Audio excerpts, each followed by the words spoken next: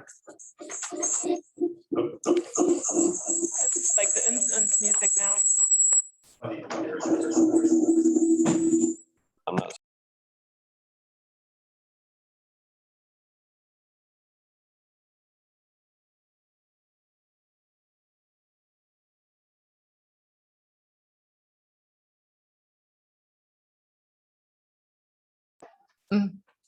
Okay. It was Dr. Sermani. Wanted attention.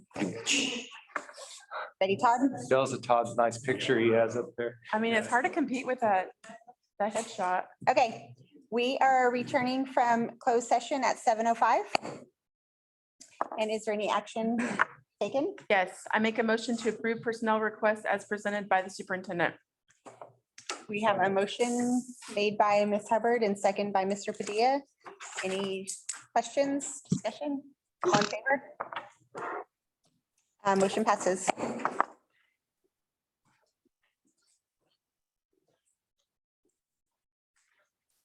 And then I have another motion that I'd like to entertain. I make a motion to approve the renewal of teacher contracts as presented by the superintendent. Motion made by Ms. Hubbard and second by Mr. Owens. Any discussion? All in favor? Motion passes. All right, and then I'll also make a motion to approve the administrative contracts as presented by the superintendent. Motion made by Ms. Hubbard is Second. second by Mr. Chavez. Any discussion? All in favor? Motion passes.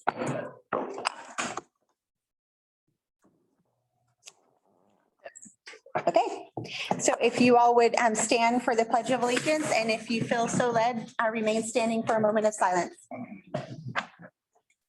I pledge allegiance to the flag of the United States of America and to the republic for which it stands, one nation, under God, indivisible, with liberty and justice for all. Honor the Texas flag. I pledge allegiance to thee, Texas, one state, under God, one and indivisible. And a moment of silence.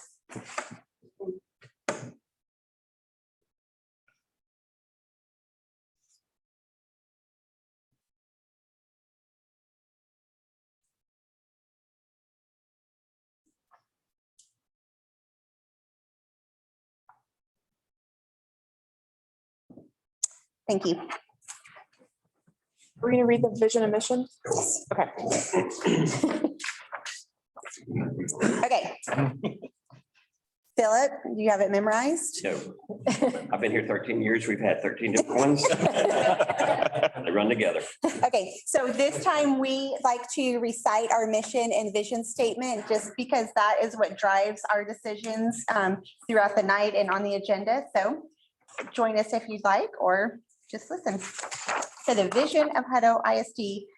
Hutto ISD aspires to be the premier choice in education through innovation, leadership, and diversity. And our mission statement is Hippo Nation inspires excellence in academics, character, and community. Thank you. Okay, Dr. Thomas is up with our district recognitions. All right. We're going to start off with our campuses, and we're going to start off with our hippos of the month. To all of our parents and our students who are online, congratulations on this honor. Just as a reminder to our parents, our school board just read off our mission statement about inspiring excellence in academics, character, and community. So tonight, we're going to hear about your children's honor along these lines, and our campus principals will be honoring our kiddos.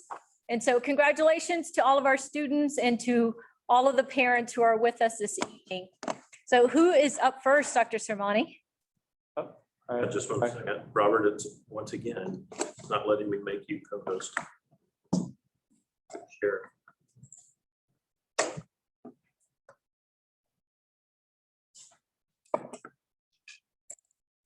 Okay. Please stand by. It works every other time.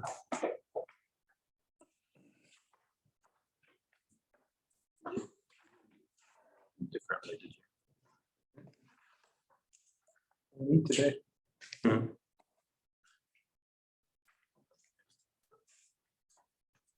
Technology is always a challenge, so just bear with us. We're going to get this going in just a second. Or a few.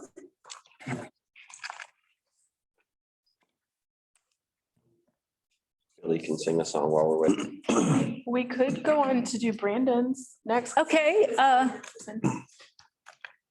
Is he here? Let me, Yeah, he's back there. he's back there. let me find him and I can share him. Okay, can you bring up the slide for Mr. Cardwell?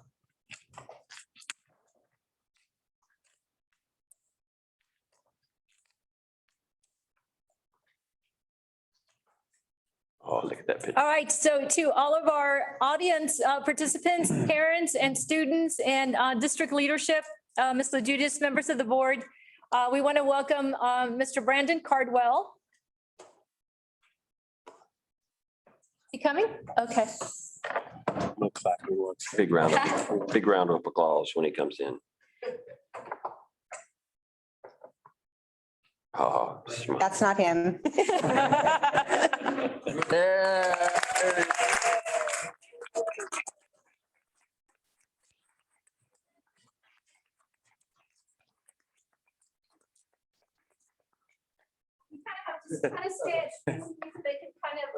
They can kind of see you.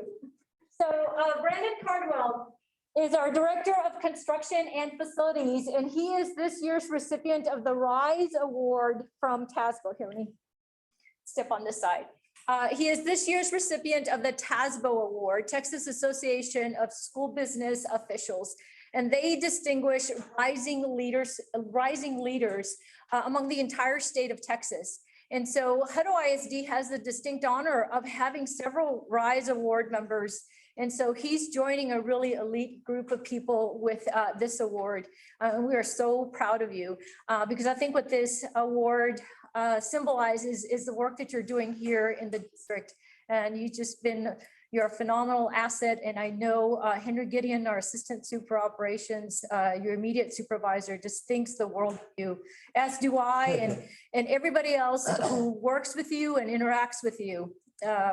Just love so many things about you, Brandon, as a leader, as a dad, as a community member. Born and raised here, you love this community and it shows each and every day in everything that you do. So congratulations with this award. Thank you Thank so you much. for representing us so proudly.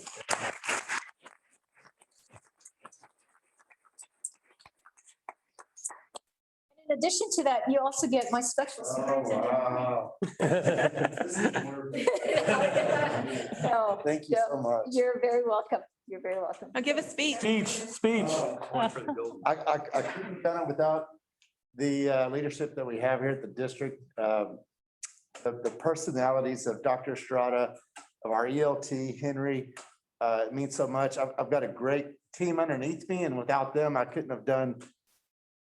They lift me up. I hope I'm the platform that they can stand on to rise up above me. They're just a great team. So thank everybody in the district for this. Yeah.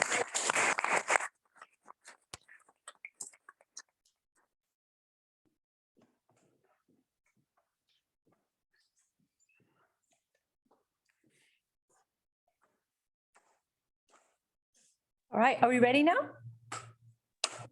Almost?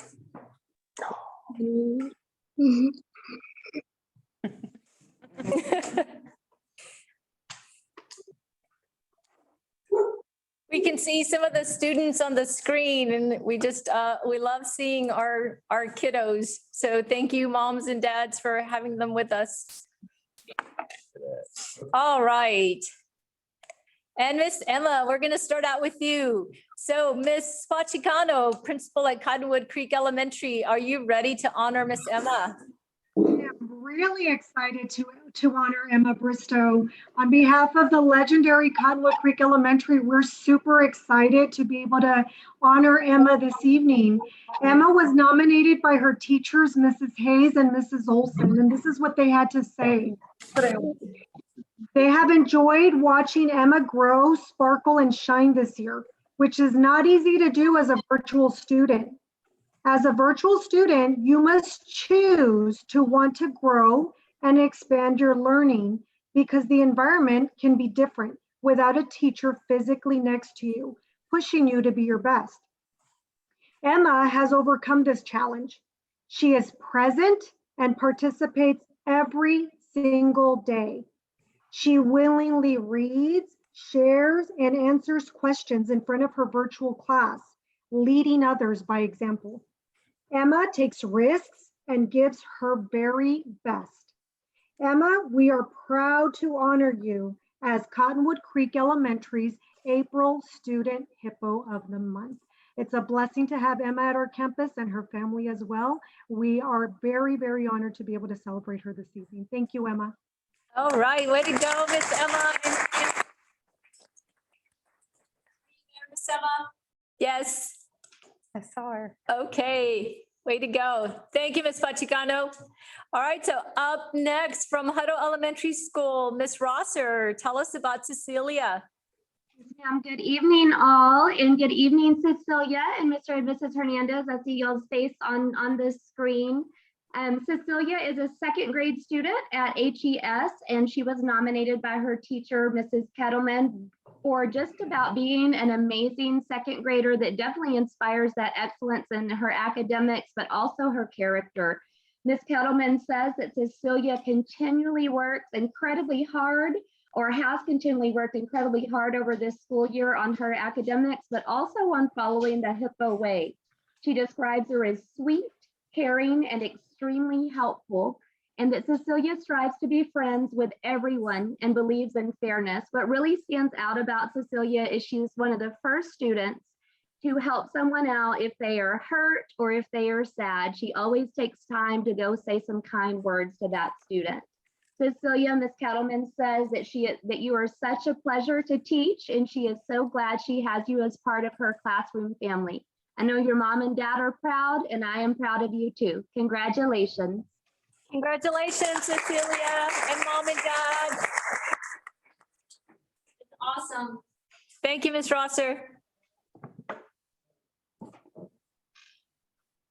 Now from Howard Norman Elementary School, Mrs. Abrams, tell us about Perrin.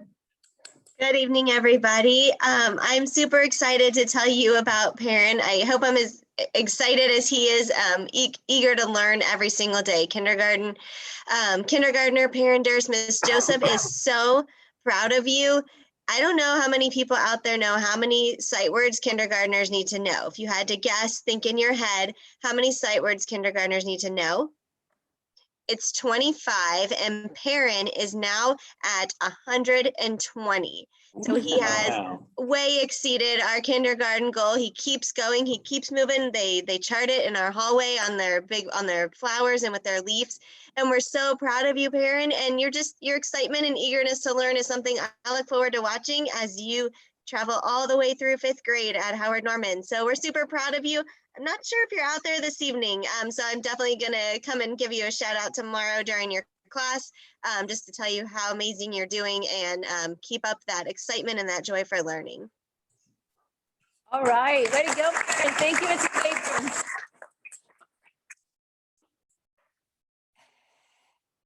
All right, and from Doc Curley Elementary School, Mrs. Ruggiero, tell us about Tyler. Hello, everybody. Can you hear me? I've been having audio difficulties here at home. Yes, perfectly. Oh, wonderful. Oh, good. I'm so excited to talk to you guys about Tyler. Tyler is a second grader at Curley Elementary, and his teacher, Ms. Valdes, wrote that Tyler always comes to school with a positive attitude and a smile on his face. He greets everyone with excitement, including our dual language teacher, Senora Rentas. He says, "Hola, buenos dias." And he is kind and welcoming to everyone. He always pushes and encourages those around him when needed. He'll work alone or with anyone, so nobody feels alone or left out. When I'm out, Ms. Valdes says that the substitute always leaves a positive note and specifically mentions Tyler and how helpful he was. He is such a sweetheart and is a wonderful friend and student. He has been such a positive influence to our classroom, and we are so happy he's at Curley. Congratulations, Tyler and the Elder family. Hey, way to go, Tyler. Congratulations. Thank you, Ms. Regarello. All right, up next from Nadine Johnson, Mrs. Reichel, tell us about Hailynne. Well, Oh, good Hailynne. evening. Hi. Good evening. Can you hear me okay? Yes, ma'am, I can. We can. Okay, great. I see Hailynne. Oh, I see Hailynne has 2 thumbs up for me. Thank you, sweetie, with your beautiful smile. Hailynne is a kindergartner at Nadine Johnson, and she was nominated by her teacher, Mrs. Carter. And Mrs. Carter said that Hailynne is a terrific representative of Hutto ISD as she consistently demonstrates our foundational character traits of respect, responsibility, and safety. Hailynne's conversation is always respectful towards adults and peers as she communicates in a kind tone with patience and helpfulness. She exhibits responsibility every day by doing her job in the classroom, staying on task during small group activities, and making sure her group understands the assignment and listening carefully and participating fully during large group discussions. Hailynne's cheerful contributions to our positive classroom and school culture are worthy of recognition, and I am so glad she is part of my class and our school. Hailynne is such a sweetheart, and I'm just so excited that she got this award. Congratulations, Hailynne. All right, congratulations, Hailynne.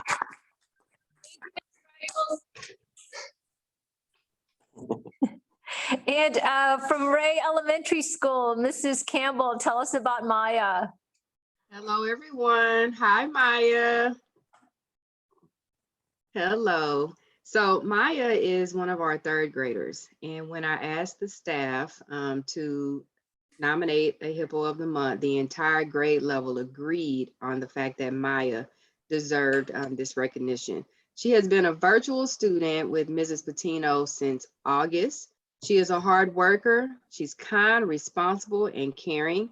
And we all know that virtual school is not easy, and she has been doing well, very well. She has grit, and she continues to be successful.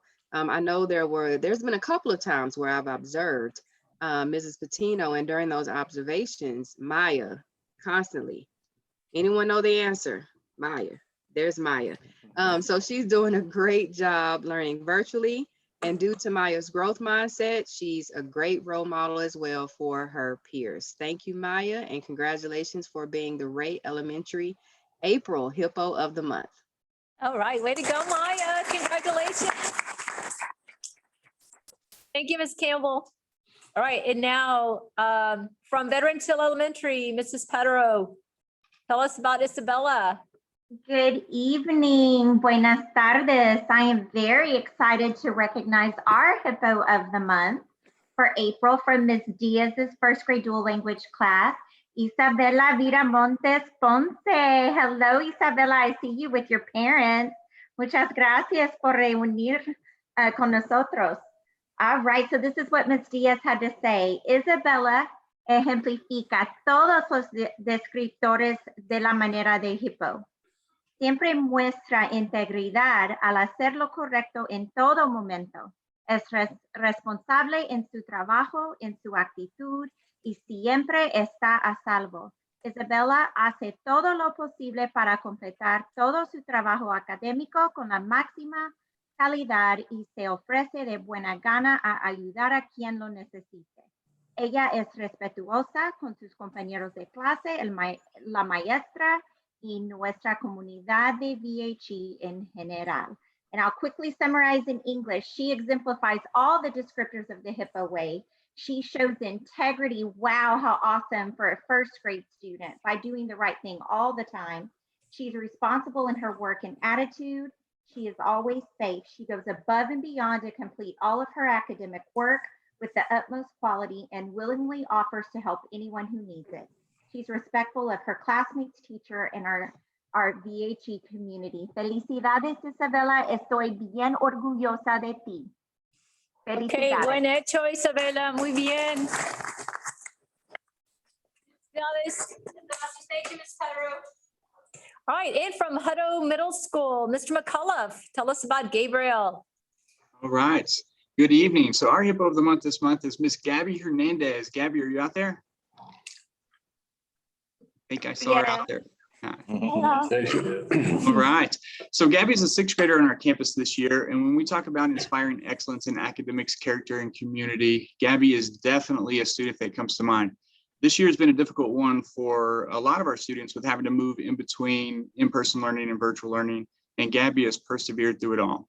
She is in all advanced level classes and has some of the highest, if not the highest grades in our entire sixth grade class.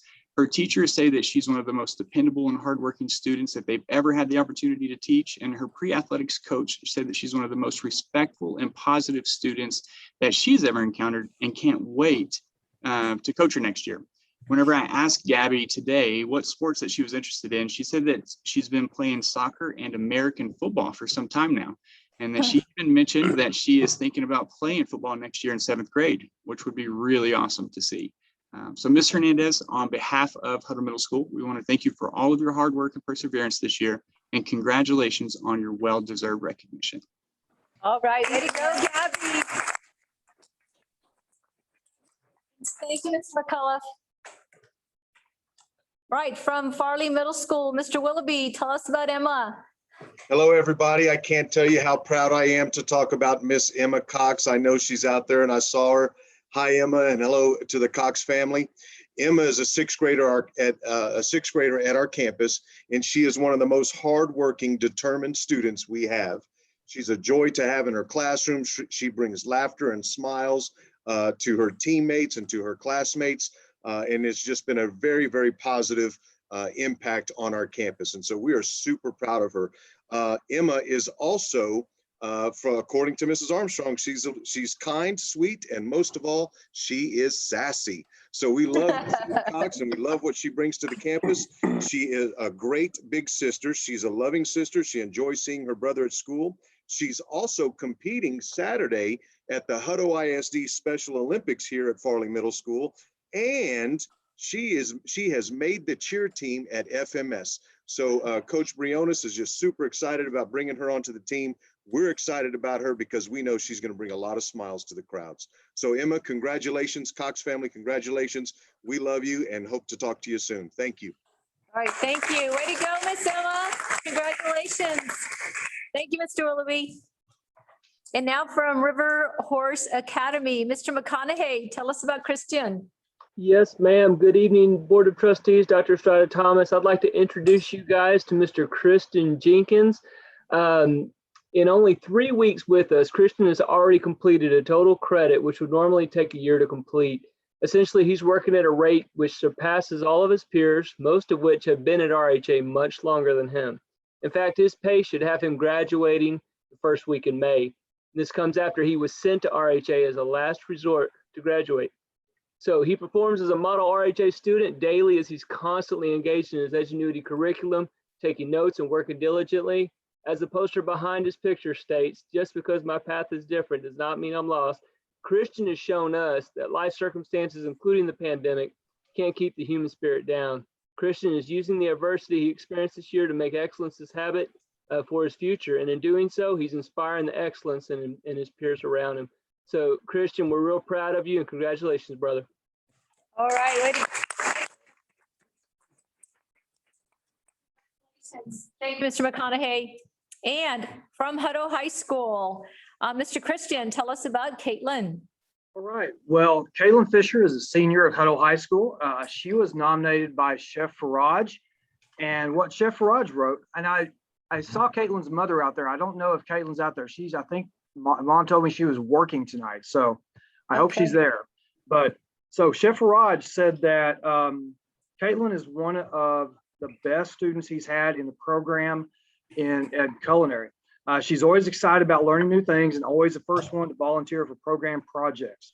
She never shies away from challenges, and she can not only follow directions, but she can also take leadership and start delegating tasks out to some of the peers in her classroom as well. She manages, organizes, and coordinates all the lunch orders for the Culinary Cafe every Friday, and is the one that makes sure everything runs smoothly. But the best thing about all this is that she does it in such an easy and low-key way. It makes it look like she's been doing it all her life. He said he's going to miss her a whole lot when she leaves. And, she's going to graduate this year. And what we're proud of, and talking to her, she wants to, after she graduates, she wants to continue in the hospitality industry and study going into that as a career. And what we're proud of is that she's found her career's path and she thinks her life path in one of our programs at Hutto High School. So congratulations, Katelyn, and great job. And we look forward to all the great things she's going to do once she graduates from us. All right, fantastic. Congratulations, Katelyn. Thank you, Mr. Christian. All right, I think that concludes our student recognitions. We have 2 staff members to recognize. And Dr. Sermani, can you bring those up? We don't have capability at this time. Oh, you don't have capability at this time. Probably not 100. Oh, are you really? Okay. All right. So from Cottonwood Creek Elementary, we are just pleased to welcome and recognize Elizabeth Stepanov. And I believe Ms. Pachicano, are you going to do the honors of recognizing Ms. Elizabeth? Miss Elizabeth Stepanov really exemplifies why our campus is called the legendary Cottonwood Creek. And so we call her Lizzie. And Lizzie, I know you're there. And so it's an honor to celebrate you. These are all of the amazing things that Lizzie does at our campus. She's our art teacher. And we definitely had hands down in her nomination for the April Teacher Hippo of the Month. Although Lizzie has always done a wonderful job working with all of our students and creating beautiful art displays everywhere you see. We have seen such a great positive energy in Lizzie since the beginning of this school year. If there was ever a year to support our students' social, emotional needs and find creative outlets and ways to embrace diversity and all of the beauty that exists on our campus, it would be this school year. And Lizzie has done exactly that. Lizzie has also reached out in the beginning of the year to our counselor just to see how she could best incorporate that social emotional learning that we knew was going to be so important this school year into every single work and art project that she conducts in her classroom.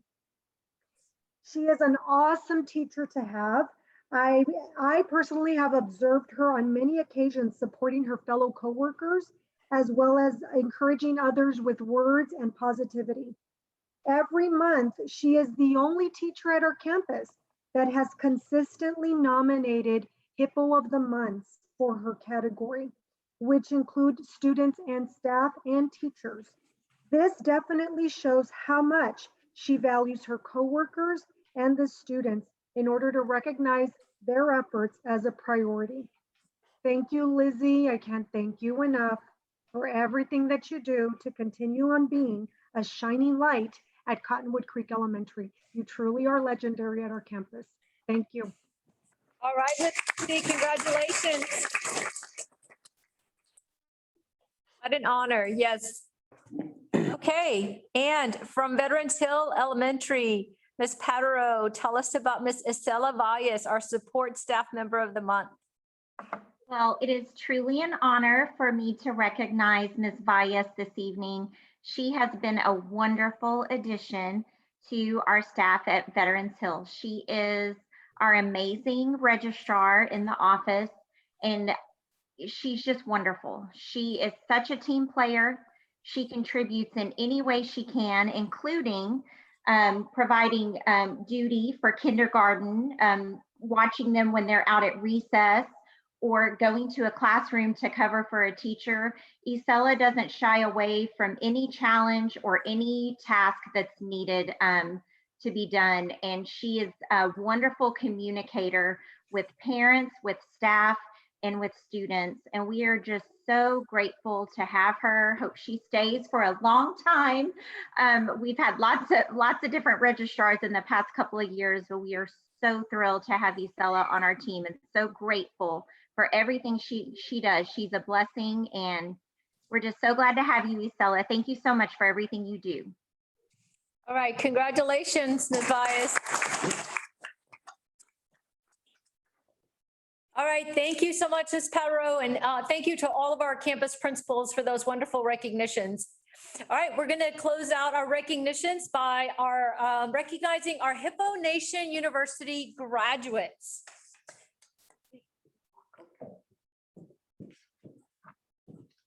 With you. I know, I was ready to start clapping. Yes. So to all of our community members, Hippo, this is our third graduating class for Hippo Nation University. Where this is one of our signature programs and especially a huge point of pride for this board.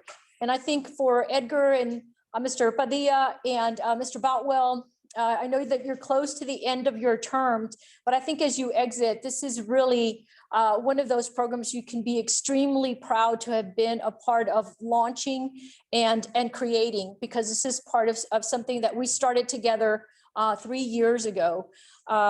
This is or 4 years ago, I guess. Yes, about 4 years ago. This is our third graduating class. Our first class was really huge. Last year's class, we graduated 11. This year with COVID, I was really afraid that we wouldn't be able to have Hippo Nation University just because of what was happening with the pandemic. So I really want to applaud our participants and our now graduates for this year, because even in the times of COVID, we were able to get 9 people to commit to being part of Hippo Nation University, to learning about our district and being ambassadors, being spokespersons for us. And hopefully we have enticed you enough to continue to be involved on committees and hopefully run for school board. For the community members who are listening, one of, again, the points of pride for this program, 2 of our board members, the 2 board members that were elected in November, Mr. Chavez and Ms. Turner, they were part of the Hippo Nation University classes. Our 3 candidates that are running for school board now were also part of Hippo Nation University, and we hope to be able to continue that wonderful tradition. So tonight, honoring 9 graduates, I'm going to call out their names, and then I'm going to put on my mask and call them up again so that I congratulate them individually. But I want everybody to hear the names. The first one is Miss Amanda Phillips, and I think she's virtual tonight. She wasn't able to attend in person. We also have Mr. Bradley Walker, Miss Erica Gonzalez, Jeff White, Anisha Williams, Randall Clark, Sharon. Read it. Mateer, yes. I don't know why. Mateer, Tara Wisdom, and James Madlock. So I'm going to put on my mask. And what we have tonight, we have a graduation certificate, and we also have a plaque that they can hang in their work offices or at home. And I hope you're really proud of what you've been able to do this year. I think all of our meetings were in a virtual setting. We actually met for the first time all together in March when we did a virtual tour of some of our facilities.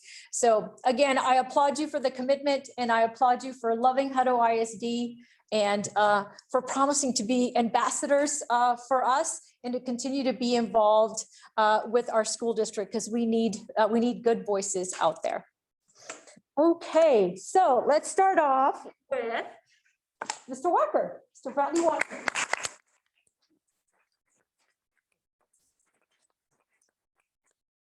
Congratulations, your plaque and your certificate. Thank you so much. You're welcome. Thank you. So when we finish, I'd like to take a picture somehow. So don't leave just yet. Okay, Mr. Jeff White.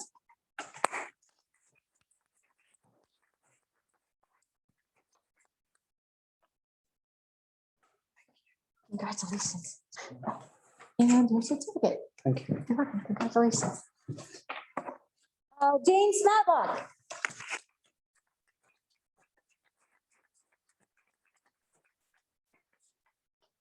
Congratulations. Certificate. Okay. Anisha Williams.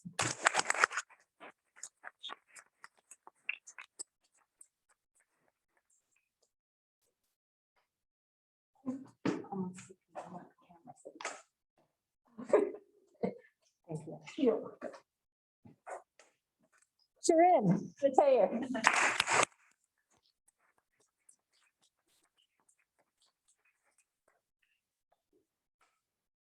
welcome.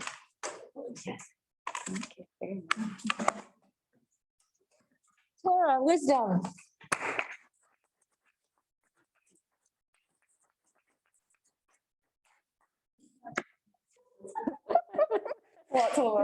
Yes. Erica Gonzalez.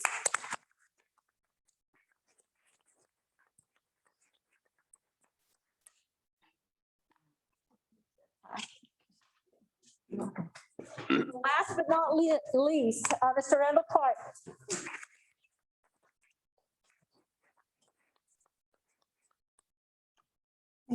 Congratulations. All right. Thank you. And that's the Hippo Nation class for 2021.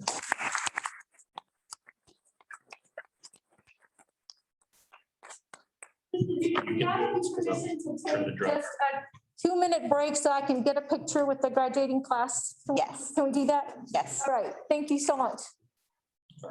Yes, We're at. yeah, let's do it up here. Hey, Todd. I'm gonna log off and try to log back in and see if Yeah, I let's can do get it to work. up here. Bring your plaque with you. Yeah. Way to get Miss Phillips. She the one that wasn't here. Uh, Get her picture behind you. Is she on there? She may not have been able to make it. I could grab her picture and put it in there. Okay. Oh, well. Okay. Yeah, y'all Sorry, I'm understand? putting my- That's okay. There we do it. Yeah.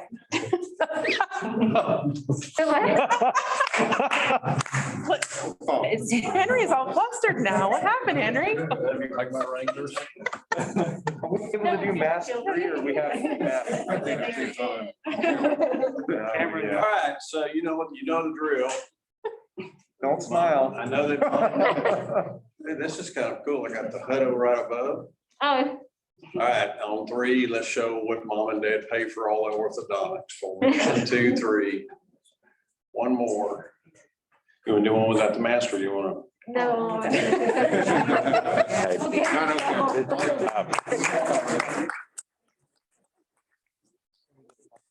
Yes, I'll send, make sure. Congratulations. Thank y'all. Better bring that with you. Congratulations. Thank you all for your. Congratulations. Your wife was watching. Thank you. Thank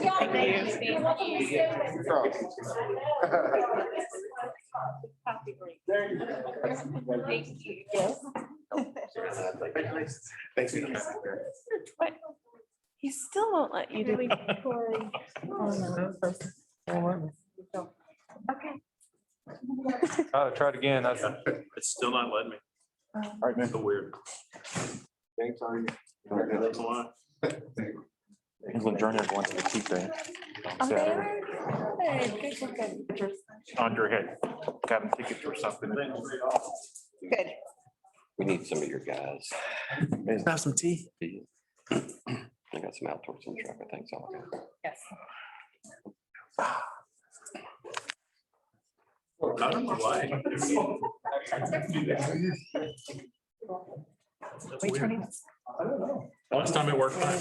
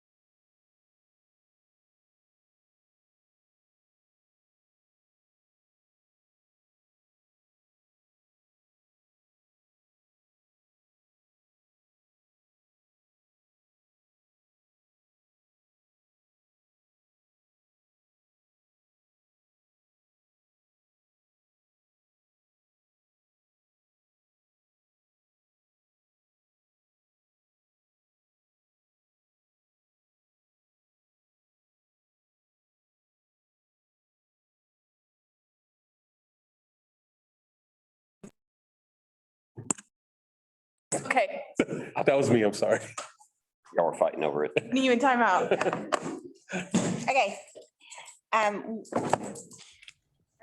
Todd, are you ready? It's still, Okay, because it, okay, so next up, we have public comment, which we have one tonight. So the board welcomes public and its comments. We ask you to refrain from comments about any district employee without proper due process. Each speaker will be allowed 5 minutes to express his or her comments. Opinions expressed by speakers do not necessarily reflect those of the Board of Trustees or administration. And so Mr. Robinson will read the one that we have for tonight. okay. This is from Sarah Holeby, not Sarah last name. To whom it may concern, why is there no information about the ninth grade center easily available to find? As a parent of incoming ninth grader who is also an athlete, this lack of information out about the school that she is to attend in the fall is concerning. Will it be ready? What is the plan for buses, as there is no option to walk? Why haven't the start and end times been released? Takes me back to bus issues, which have been ever present as the district continues to grow. The district already has issues with buses being overcrowded and now adding an additional school in which almost every student will have to be bused. At what point will normal day-to-day information about the school be released? I mean, someone has had time to create a Twitter account. Why isn't it listed as a school on the district website? There are so many unanswered questions. When will we get answers? Sincerely, a concerned parent, Sarah Holeby. Okay, thank you for that. So Dr. Thomas, as we are wrapping up this school year still, when do you typically publish information like bus routes and the things that she addressed? I think start times, bus routes, lunch times, lunch applications, all of that information starts going out at the beginning of mid-July.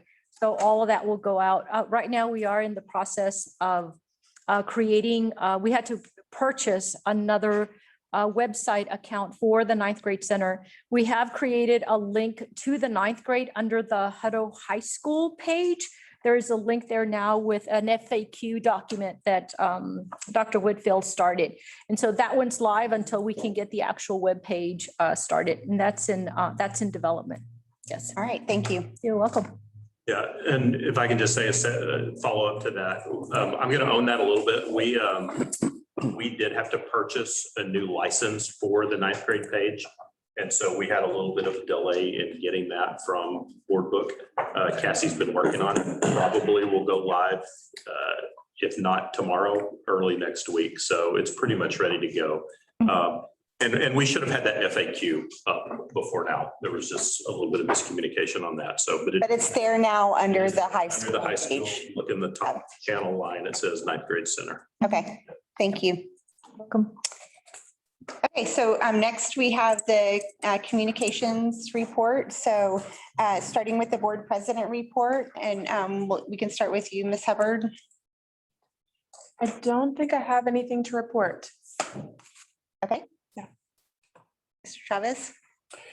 There is a lot of work that is being done right now with your I group, and their committees that have been formed where a lot of the members have been put together in 3s and 4s and discussing 3 agendas that we have, 3 bullets. We're about to come back and present a lot of information over the next few weeks, which is really, really nice to see because it's been going on since about July, I guess, last year or August last year. So we're coming around to presenting a whole lot of information. So it's look forward to it. Thank you. And I think Mr. Owens, you're on that group. Yes. Yeah. I know that is a lot of work that you guys are doing. So thank you. I guess for me, I had an opportunity to host at Howard Norman a fine dining experience. And so I wanted to thank the campus for inviting me to that. And it was just really neat to see 5th graders from different classes sitting, learning etiquette, and just having conversations with themselves. I think those are some of the things that I think that are needed more. And I'm thankful for Sodex for putting that on for the campus. Ms. Turner? So I think since our last meeting, we had the HEF golf tournament. It was very successful. We raised a large amount of money that will go back to grants for teachers and students and scholarships. So I just want to encourage teachers, as soon as those grant applications go out, to please apply for those so that all that money goes right back to our classrooms. And then also, I know all the PTAs are gearing up for Teacher Appreciation Week. It is the week of May 3rd. So if you're interested in getting involved with that, reach out to the PTA. And the two of you sat on the policy review committee. That's just right. You update us on information that came out of that. Yeah, go ahead. Yeah, I think we had 3 that we went over. One of the ones, just some of it was just wording that was being changed. The ones that I kind of helped with were medication in the schools and who can give it and who can't. I think that was really just probably the main one. It's just the medication. Kind of drawing a blank a little bit, but yeah. Yeah, there weren't any big changes. Dr. Sermani and I went over a lot, and it was mostly things we're already doing that have now gotten updated in writing, or things that have been changed or moved or reworded. So it wasn't anything that we felt like needed to come to the group. Okay. And Lisa did a really great job in running the group, and we were in about an hour or so. Thank you. Mr. Padilla? No board report. Thank you, ma'am. I'm good. Nothing needed. Okay. Well, I'm going to just give mine in just a second, because first, one of the things that we have to do always at this time of year is to make a declaration of our board training hours. Just for the public, we have continuing education that we as board members have to complete each year. So I'm going to read the proclamation. As board president, I do hereby commend our school board members and the superintendent leadership teams, wherein each school board member and the superintendent have all completed at least 3 hours of tier 2 team building and an additional hours of tier 3 continuing education as a complete team. At this time, we would like to recognize the importance of working together as a team for the benefit of the children of Hutto Independent School District and all Texas children. All members of the Hutto Independent School District Board of Trustees have completed the required continuing education hours and in all cases have exceeded the required hours of continuing education. So thank you all for committing to that and following through with the hours. And we look forward to getting to get back to some in-person trainings in the future. So you all had your hours reported. So if you have any questions about that or concerns, you can let myself or Linda know. And so then, as you remember last month, our last meeting 2 weeks ago, we did some really good work on creating some meeting norms that we all came together, worked through, spent some time deciding what that looks like for our meetings. And they're in board book if you want to look at them. And so we committed to reviewing these before each meeting, just to be sure that they're still what we want to establish as our meeting norms and what will drive kind of the conduct and things in our meetings. And if there's anything we need to add to it, anything that thought of since then. So right now, our meeting norms read transparency. We want to seek clarity and input and speak up and speak freely. We want to come prepared. We want to assume positive intent from one another, from our guest speakers, from whoever. Remember the who and the why behind our decisions and our discussions. We want to find an accountability partner with one another. We want to keep and follow up with our commitments. So when we say, let our yes be yes and our no be no. And then respect. We want to listen and value one another's expertise and thoughts. So that was really good work that we all did together. And if you guys have been reading chapter 2 of our book, the governance core, you'll see how so many of these things tie right back into what we're going to be discussing during chapter 2 when we meet again in 2 weeks.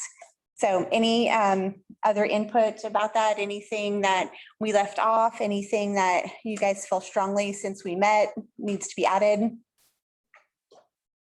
I think it's in a good format there, and it's I like Good start. Yep, agreed. Okay. All right. Well, that is the other thing that I had been a part of is you all know we talked about this again at the meeting 2 weeks ago. We got the results from the board self-assessment. And so Morgan, Terrence, and I and Dr. Thomas met to go over some of those outliers to kind of work through.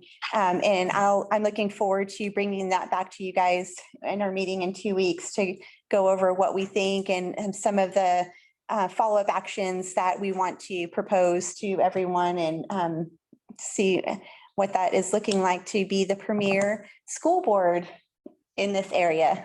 So that's good, because like Edgar and I probably need to at least say this is what we were thinking when we answered, because yes. Once we go away, that Yes. longer there, Definitely. like David said. Yes, and since you brought that up, because I know you're eager about this, Philip, just to remind you guys and clarify, you'll be joining us for the May 8th meeting as regular, still in place trustees, and then the May 13th meeting. And the May 27th meeting will be when we swear in the new members. When's the election? I forgot. What's the date? May 1st. May 1st. May 1st. So, and that way you can participate still in graduation with us and, okay. All right, that's all I've got. Okay. Good with you. Quick superintendent report. So one of our big celebrations, Todd is getting ready to do a press release on our bond rating. And I know later in the meeting when we have Josh speak to us about bond refunding, we'll probably celebrate that as well. So we went from an A1 to a double A3, which is huge. Here's a quote from Mr. Graham, our CFO.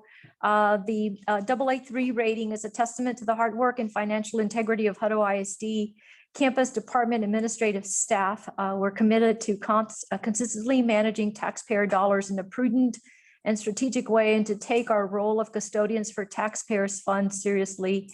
Leadership from the Board of Trustees has always provided the guidance and support for excellence in all aspects of financial management. So I think you all need to give yourselves a round of applause for that. That was huge for us. We'll try to get as much traction from that one as possible. Our enrollment is at 8569. Just to give you perspective, remember projection was at 8391, so we're way above that. Economically disadvantaged population is it's holding steady at 41%. I know we monitor turnover rates closely. The district turnover rate overall is 9.3. Our teacher turnover rate is at 3%. And as we discussed in closed session, there's a couple of areas that we're monitoring closely as well. As far as retirements and resignations, we have to date 5 retirements. We had 14 professional resignations for the end of the year, and then we had 5 resignations this past month that were effective immediately. And there were 8 non-exempt resignations. As far as community outreach, a couple of things, the superintendent table talk, the next one is on May 6th, and that'll be a morning one. So I'll send a reminder in the Friday report for those of you who can join us. I think, Mr. Chavez, you reported on the ERI task force and that work. I took one of the emails from Josh Childs, our facilitator that's working with us out of the University of Texas, and just put in some dates for you to give you an idea where we are in the work. We have a regular meeting coming up on May the 5th.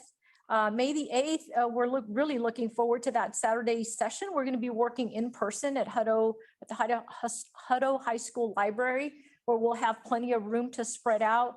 And we're going to be working on each of the 3 goals and really putting some meat on them. And then we're going to, obviously, we've got 3 separate subcommittees of the bigger committee. And we're going to present to each other on those deliverables. And then at some point, and we haven't decided when, we'll bring you those, we'll bring those deliverables to this group. Another big piece of news, we've been waiting for this. So that's item number 7. We've been working with the city on setting up a joint meeting with us as a board and the city council to just share news, share information. I think one of the big pieces of information that we want to talk about, obviously, is our demographic report, kind of what Henry shared last time, and also hear from them on some of the things that we can be working together and jointly about. So tentatively, I have not sent out the calendar invite because we haven't confirmed it yet. Linda has been working with Beth Gallagher in the city and trying to coordinate that. So tentatively right now, we're looking at June 3rd. So obviously, because we meet around the same time, their city council meets when we're meeting as a board, we're gonna have to go with an off Thursday. So just wanted to give you a heads up about that. And the last thing, please keep an eye on the calendar invites. There's quite a few events coming up, and don't feel obligated to accept all of them. If you say no, that's perfectly okay, but I'll give you a heads up to as many of those as possible, and then you can just accept those that you can attend. Okay, then the last thing I've got is just a quick update on the instructional safety update. We committed to doing that from August. Todd, can you bring that up for me, please? I passed it back over to Robert. Pardon me? Said I passed it back over to Robert. Oh, you did? Got it? Now he's worthy. I had to slip him a 20.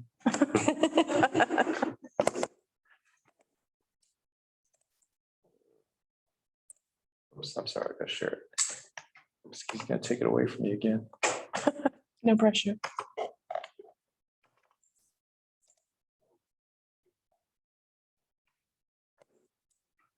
Okay, so as far as our public health data, we're still in an orange phase. I would have thought that we would have dropped down to a yellow by now, but they have not, we've not moved from orange yet. Our new rate of infections is at 8 per 100,000. And I know it's hard to remember the data from last month, but last month it was at 7.7. So we went up slightly on the infection rates, which is probably why we're still in the orange phase. They have 3 criteria on their website to get from orange to yellow, and 2 of them the county has met, but one of them is you have to be below 7. Below that 7 number for like 10, I think it's 10 straight days. 10 straight days, yeah. And so I know right now it's at 8, yeah, okay.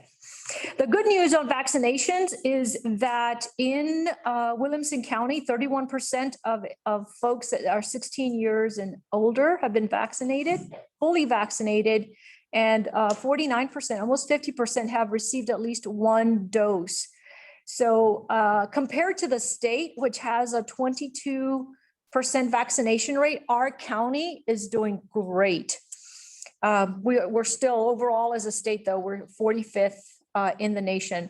But I think it just speaks to the leadership in Williamson County. Judge Gravel had really made this a priority.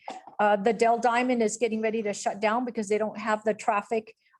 They give us those metrics on a daily basis, and their single dose vaccination rates are down under 50 a day. So that's why they're closing up shop there, and they're just gonna send it out to individual locations. So I don't know if we're gonna get, I'm hoping that we get past that 49%. Everyone keeps talking about that herd immunity number, which is 75 to 90%. They did the Texas Tribune, they presented to the superintendents this week. They did an informal poll in Texas, and you have about 3 in 10 people that are just refusing to get a vaccination. And then you have another large group of people who are not going to get vaccinated because of personal health reasons. So we don't have exact metrics on those, but just if you factor out the people who don't want a vaccination, that's 30%. If we look at 3 in 10. So it's going to be hard to get to that herd immunity rate, the way the numbers are looking right now. So that's just some metrics of what, because people ask all the time. I'm not getting a ton of emails, but they trickle in at least once a week. Dr. Thomas, when are you going to lift the mask mandate? So we're not lifting the mask mandate. The metrics don't give us that. And we need our people, our teachers and our kids to feel safe. The infection rate, I mean, the COVID cases district wide, they're down to almost like 1 every 7 to 10 days. So it's really, really good in the district, but we still know we can't let our guard down. COVID is still out there. On the instructional front, we're in the process to do this week of submitting the virtual school application. So really, it's kind of in the same status that we were last month. We're finalizing the plans for summer school, and we'll bring you the details at the May 13th meeting. We'll just give you a brief presentation of what we have in mind. Ms. LaJudas got to hear the presentation because she went to the anti-COVID slide task force meeting. So she got to see a preview of what we're offering for summer school. I think it'd just be good for y'all to know what our fabulous people have been putting together. And that is true, fabulous. I forgot to say that on my report. That was a great group of people who were very thoughtful, and good job to your team for that. Yeah, thank you. It's not all Dr. Shermani. All the directors out there. Thank you. So the next one, human resources, once again, see what now we have 1 active case. There's 9 people in isolation, 4 people who've been exposed. And this is employees, right? These are employees. It's all employees, right? As far as operations and safety, no changes in our safety plan. We're going to continue with the majority of the safety plan for summer learning. We actually have a meeting with our summer school principals and Kendra, our Director of Health and Safety. We're just going to look at our safety measures for summer school. Obviously, we're going to have fewer kids in the building, but I don't think I would say 99% of what we have in place is going to continue. We're going to lift student and travel restrictions beginning May 1st. So I think we said that's probably at the beginning of the year. We haven't allowed any staff or student travel all year long, just because of the infection rates statewide, and just because of how we have to travel, especially when kids are together. But the cases have been dropping. We feel comfortable lifting the restrictions so that people can start traveling for professional development or other field trips that they take. We're looking right now for the end of the school year, holding in-person end of year events are currently in the planning stages. Most will be held after school to allow for parent attendance and adherence to safety protocols. But the principals have gotten together on just being on the same page about those end of the year events. So as those get planned and get put on the calendar, those campuses will send out those dates and those notifications to the parents, because they're going to try to do it by grade level. But again, allow for some end of the year celebration in person. And I think that's it. All right. You're welcome. Thank you. So next, I believe, are for our information, the April school support. Correct, Dr. Sermoni? Was there anything you needed to add to that? And Mr. Gideon's also, just for, so you guys had a chance to look at that. Do you have anything else to add on that? Y'all have any questions? And Brandon is here. Good.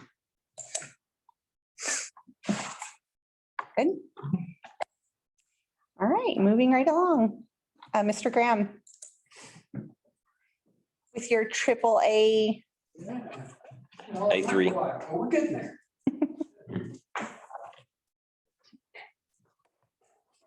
All right.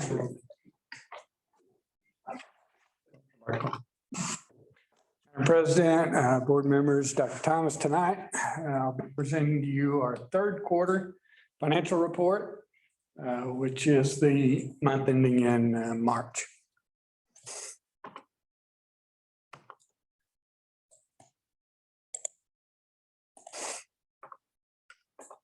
So look at the general fund.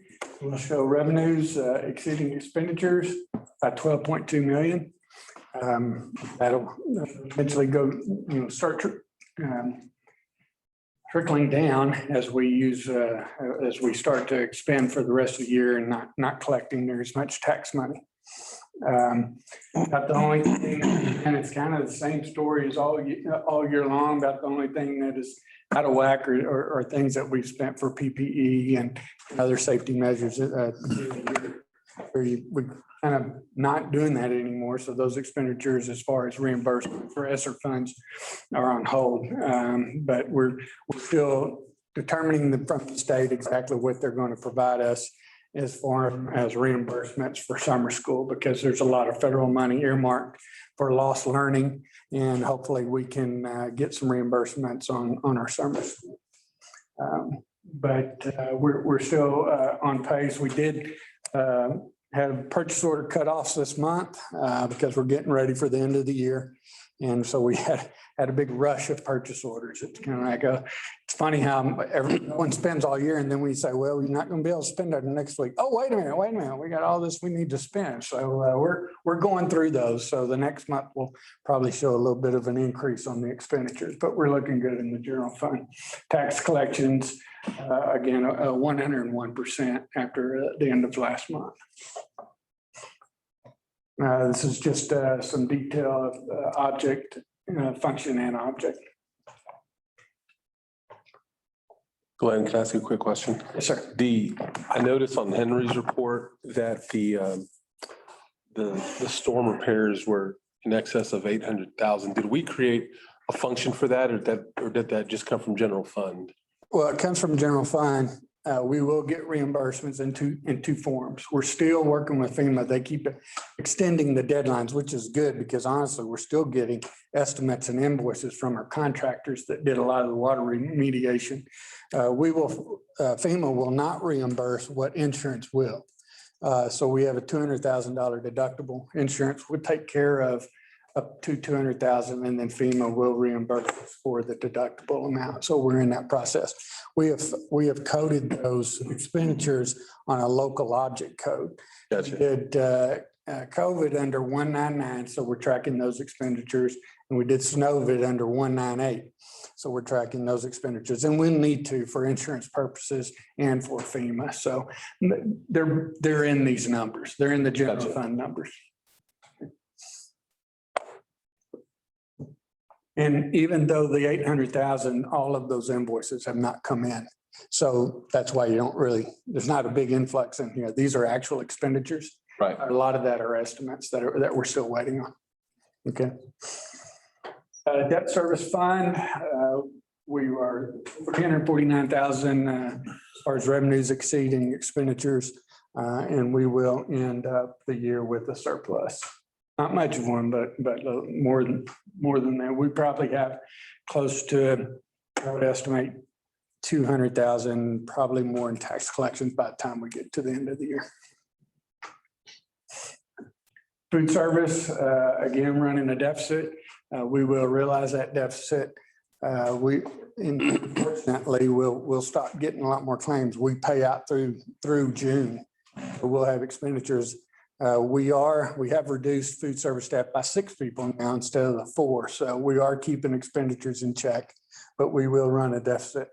I'm thinking we'll probably get to the point where our surplus. So we eat up our debt, our fund balance in food service, but hopefully we won't run a deficit in overall fund balance. If so, then we'll reimburse the general fund at a later time. And just for the public's information, those funds, the fund balance specifically for food service can only be used for really specific things within food service, correct? It can only be used for food service expenditures. So, and also TDA is always put a cap on how much we can have in there. Obviously, they don't want us going out and charging exorbitant amounts for lunches and breakfast. So they cap how much we can keep in there. Matter of fact, if we get too much, we have to have an action plan on how we're going to spend that down. A lot of times what we'll do is we'll run our food service program on a cost basis. And then at the end of the year, if we really do have too much, then we'll reimburse the general fund for utilities. So which is allowable by square foot. We can determine what our cafeteria space is in a building and then charge that amount to food service. So we'll settle up at the end of the year. Obviously, we will not be charging any utility costs to general funds because we're running a deficit. Then you said something interesting though, like if we use general fund to offset the food service this year, can we next year reimburse it back, or does it have to be done in the same fiscal year? It doesn't have to be done in the same fiscal year, but it has to be approved by TDA. I got you. I didn't know that. Okay. One more thing I didn't know. Any questions on food service? I mean, do we think that next year we're going to still have a deficit? Or is this strictly a result of the lower? The biggest thing is à la carte sales, because that's not a reimbursable and we're really down because of just your students grabbing chips or whatever that, again, that are not reimbursable meals. So that's, yes, this can be contributed by the fact that we did not have 100% of our students on campus. So we served far fewer meals. Depending on what we do next year, if we have 100% on campus or not, obviously we feel that'll go away. We're going through the RFP process and we'll go through that here in just a minute. And we have written into our RFP process that we will guarantee a return without any restrictions on as far as natural causes. So we anticipate again to operate at a surplus next year. Thank you. More questions on food service? Okay. It is a quarterly report. We're going to capital projects. Fund 621 is the ninth grade campus in Ag Barn. We currently have 56.8 million in revenues or bond sales, bond proceeds, and 46.1 million in expenditures. So we're at a surplus at 10.7 on that project right now. Obviously, we still have a ways to go. Project Fund 622, year to date, we have 90.6 million in revenues and 26.7 million in expenditures. And again, this fund is all the projects listed underneath. And as Ms. Broutwell requested the last time to break those down, so we did. So we'll go to the next page. And one thing that's different, this is as of 4/15. So that's why you may see a little bit difference in the revenues than the previous. The previous report was as of the end of March. This report is as of when I ran it, because it's just the way our system works. It's just easier to pull these numbers as of what is it right now. So this is as of basically a week ago when I ran this report. So we showed total revenues of 90.6 million. You can look at these budgets for every one of these projects, and these budgets actually change, even though this is not the real budget. Obviously, high school improvement does not have a budget of 0, but we haven't started on that project. So we won't create a budget for that in Skyward, because even though we know the money's coming, we haven't sold those proceeds yet. So when we sell those proceeds, we'll change those budget amounts. That way we are guaranteed not to overspend these things, because if we don't have the money yet, we're not going to spend on them, even though there has been a little bit of soft cost on the high school project. So, but we know we will get proceeds for that. Go back one, Robert. So as you can see, the budgets for each of those, and then you can, the line down here is total expenditures of the projects to date. Okay, and so that'll break down. So again, we have 90.6 in revenues and 29.4 in expenditures to date. Mr. Ramtoon, if you don't mind if I ask a clarifying question, that's the total budget, not your guaranteed maximum price. That's correct. Your guaranteed maximum price is listed there. However, again, there's no, if we haven't started the project and we haven't gotten it, then we won't put a budget in there yet. So the GMP is listed where? I mean, that's the number, like under the stadium, the 2.9 is what we've spent to date, right? That's correct. And the current budget, the 19.7 is, that's not the is that the GMP or is that just the budget? That's just the budget. Okay. That's just the budget. And this is the budget, the whole project. This is actually not the budget of the GMP. That's what we've spent of the GMP to date. Gotcha. Okay. That's what I was wanting to make sure of. Okay.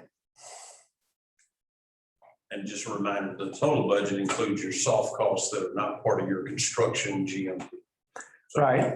These lines, these are not budget numbers. This is overall budget for the whole project. And then this is how much we have spent on these categories to date. Would it make sense, and you can tell me it does not, but in this same representation of the information, would it make sense to include the GMP though? So you can actually see what we're thinking the high end is if the GMP is not represented here? Okay, I can do that. I can change. Again, these are amounts and budgets that I only create budgets as we get money. But I will do that. I will put the GMP for each project. And then I will show you what we spent on that GMP today. So I'll adjust this. And again, you want it to look, I'll change it. This is just first go around and, Yeah.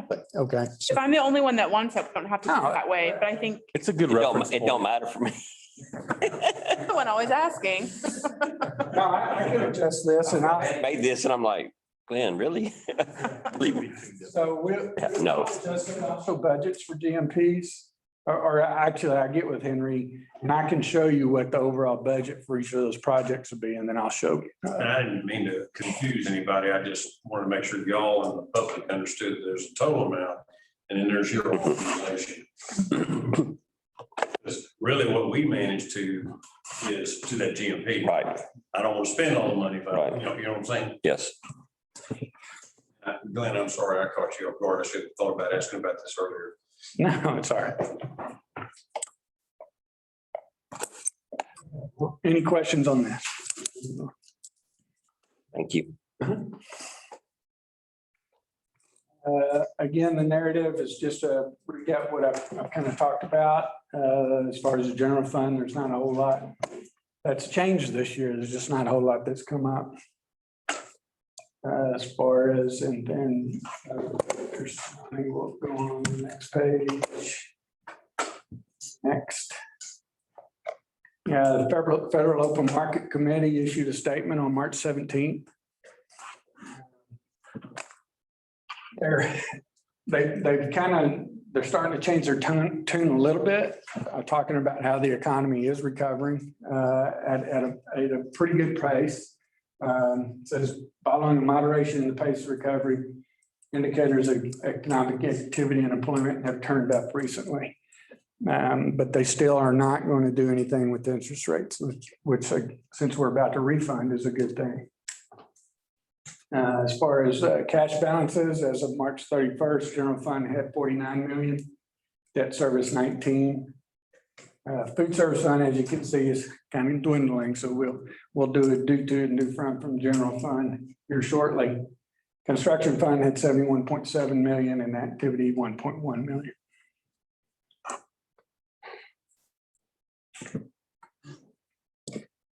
Tax collections for the year, for the month of March, for 2021 were slightly higher than last year.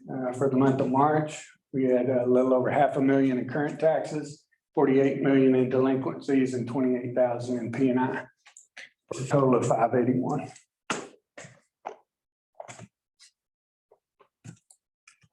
And again, these investment reports reiterate what I've just told you.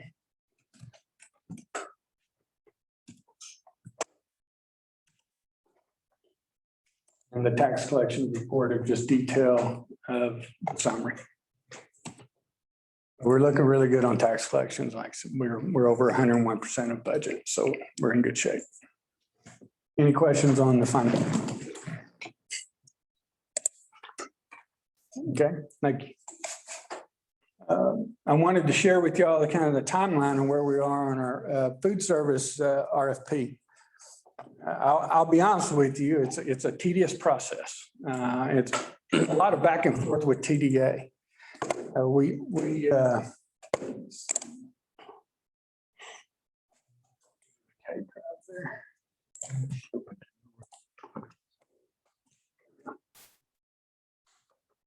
Process started in February. We submitted our initial RFP draft to TDA on February 11th.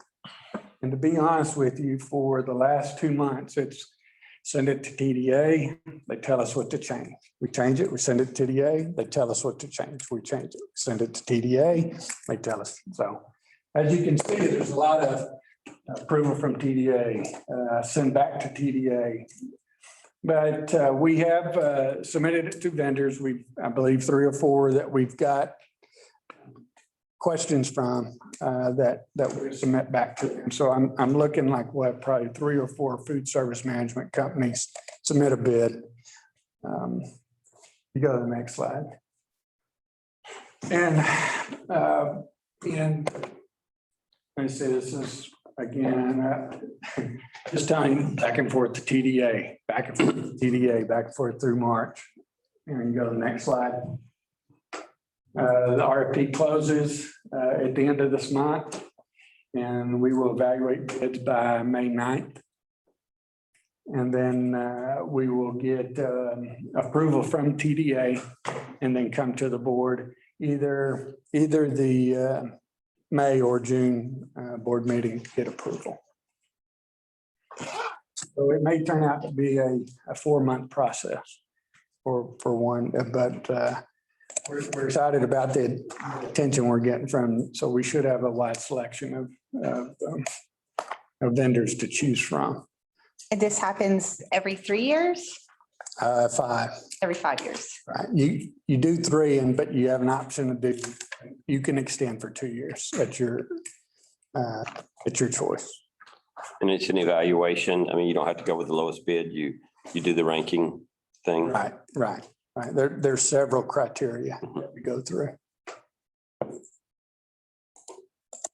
It's a tedious process and one that takes a lot of time, but it's an important service.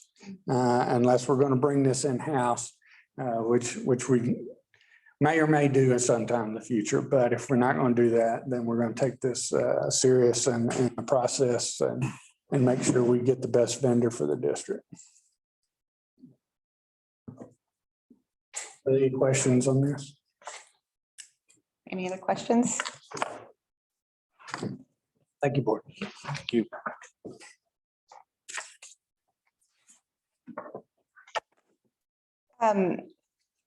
Moving on to the consent agenda. So if you want to take a moment, look that over.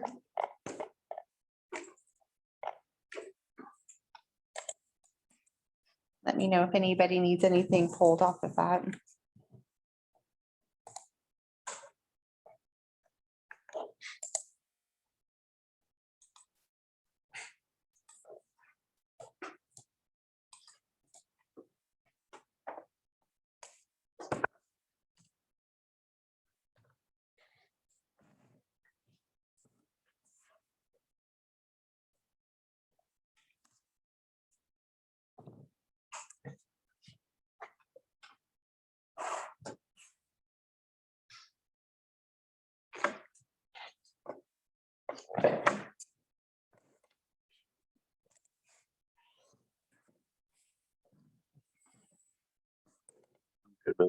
Okay.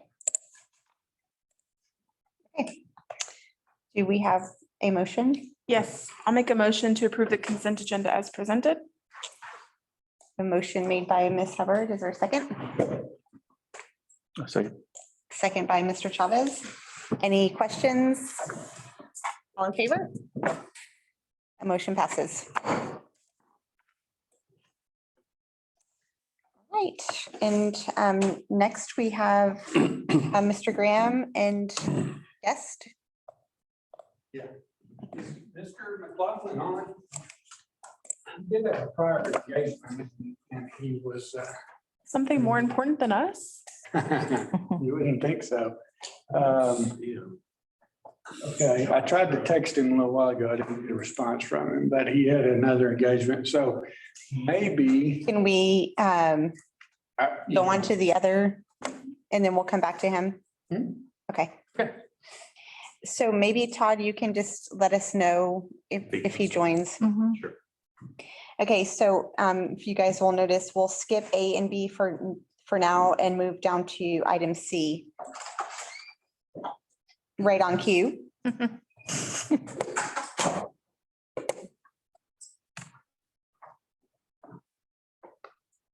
Sorry, I was walking in here. Is it me? Yeah. Okay. We should clap and stand up every time Brandon enters the room now. All right. Say it one more time. I said we should clap and stand up every time you enter the room now. Yes, sir. With its gold badge.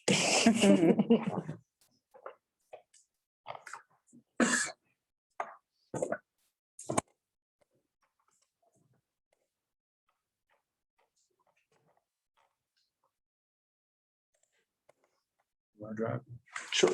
I know you like to drive yourself. All right, real quick. This is a deductive change order, meaning we're going to receive money back from a project that we had out for the 4 elementary schools that we did a year ago.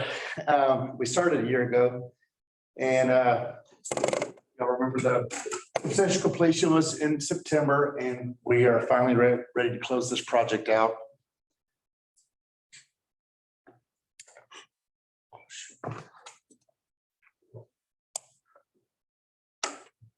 Sorry about that. So the key features that we got out of this project was we got the 4 elementary schools, the libraries and the collaboration spaces renovated. It was at Ray Elementary, Veterans Hill, Nadine, and Cottonwood. And some key features that we got out of the renovation was the rainwater collection, the collaboration spaces, the outdoor learning area, and we got to update and upgrade the art rooms.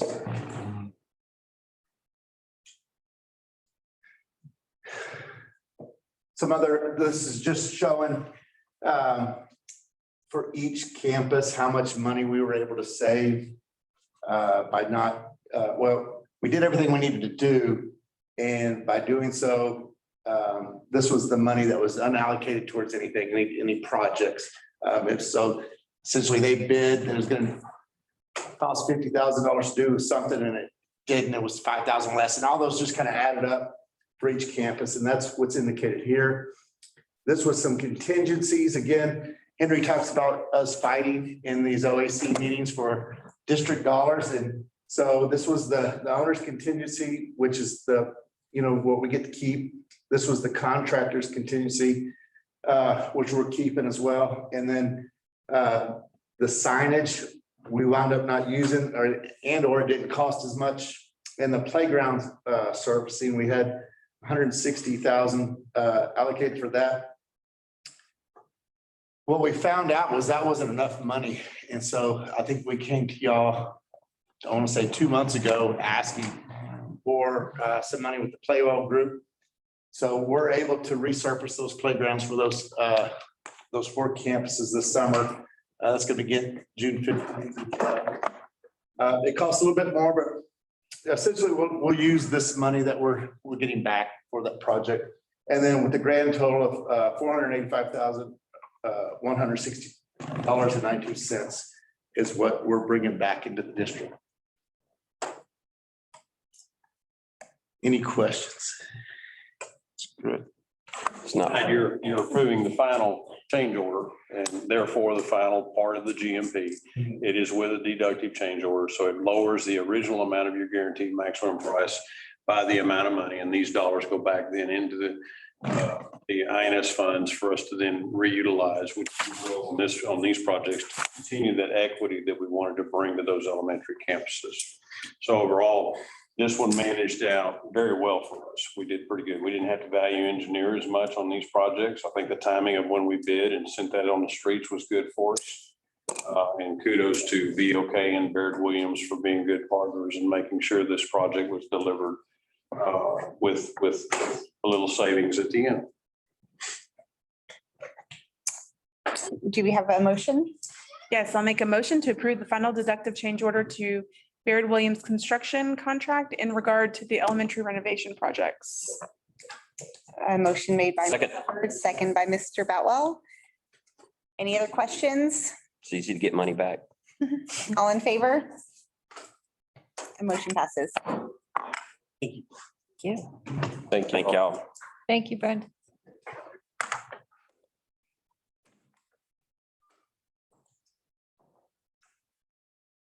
Okay, Josh said we will be ready in 4 minutes, so do we want to go with compensation or? I think if he's going to be ready in 4 minutes, then yes, let's go with the compensation. Okay.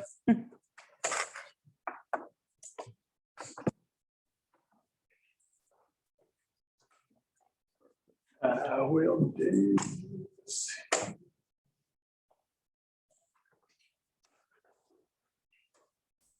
Okay, we're tonight, I'm going to present to you and recommend a compensation plan that we feel may be really good news to the employees of the district. What I'll show you tonight is, again, we'll go through some of the trends that have been updated as far as enrollment trends. So our property values. So we'll go on to these slides. Enrollment trends, they've continued to increase. Demographers are expecting about an 8.5 increase for next year. Right here, predicting our current is, they predict the 9278 for a 8.5% increase. Property values, as we've touched on, a couple of weeks ago, were about 5.2 billion. They've lowered them to a little over 5 billion, but it still represents a 25.7% increase on the values. I think we all kind of realize what's going on in the real estate market right now. There are some indications that things are going to start slowing down, but inventory, well, at least nationwide, I'm not sure about this area. Inventory is just low. You know, and I was reading an article today about how a lot of that had to do with, you know, at home learning. A lot of people didn't want to be in apartments as the kids were at home and virtual. And so a lot of that, but a lot of it was spurred by interest rates and mortgage rates. So, but if you figure out you can get a house payment for the same as what you're paying in an apartment, it makes sense.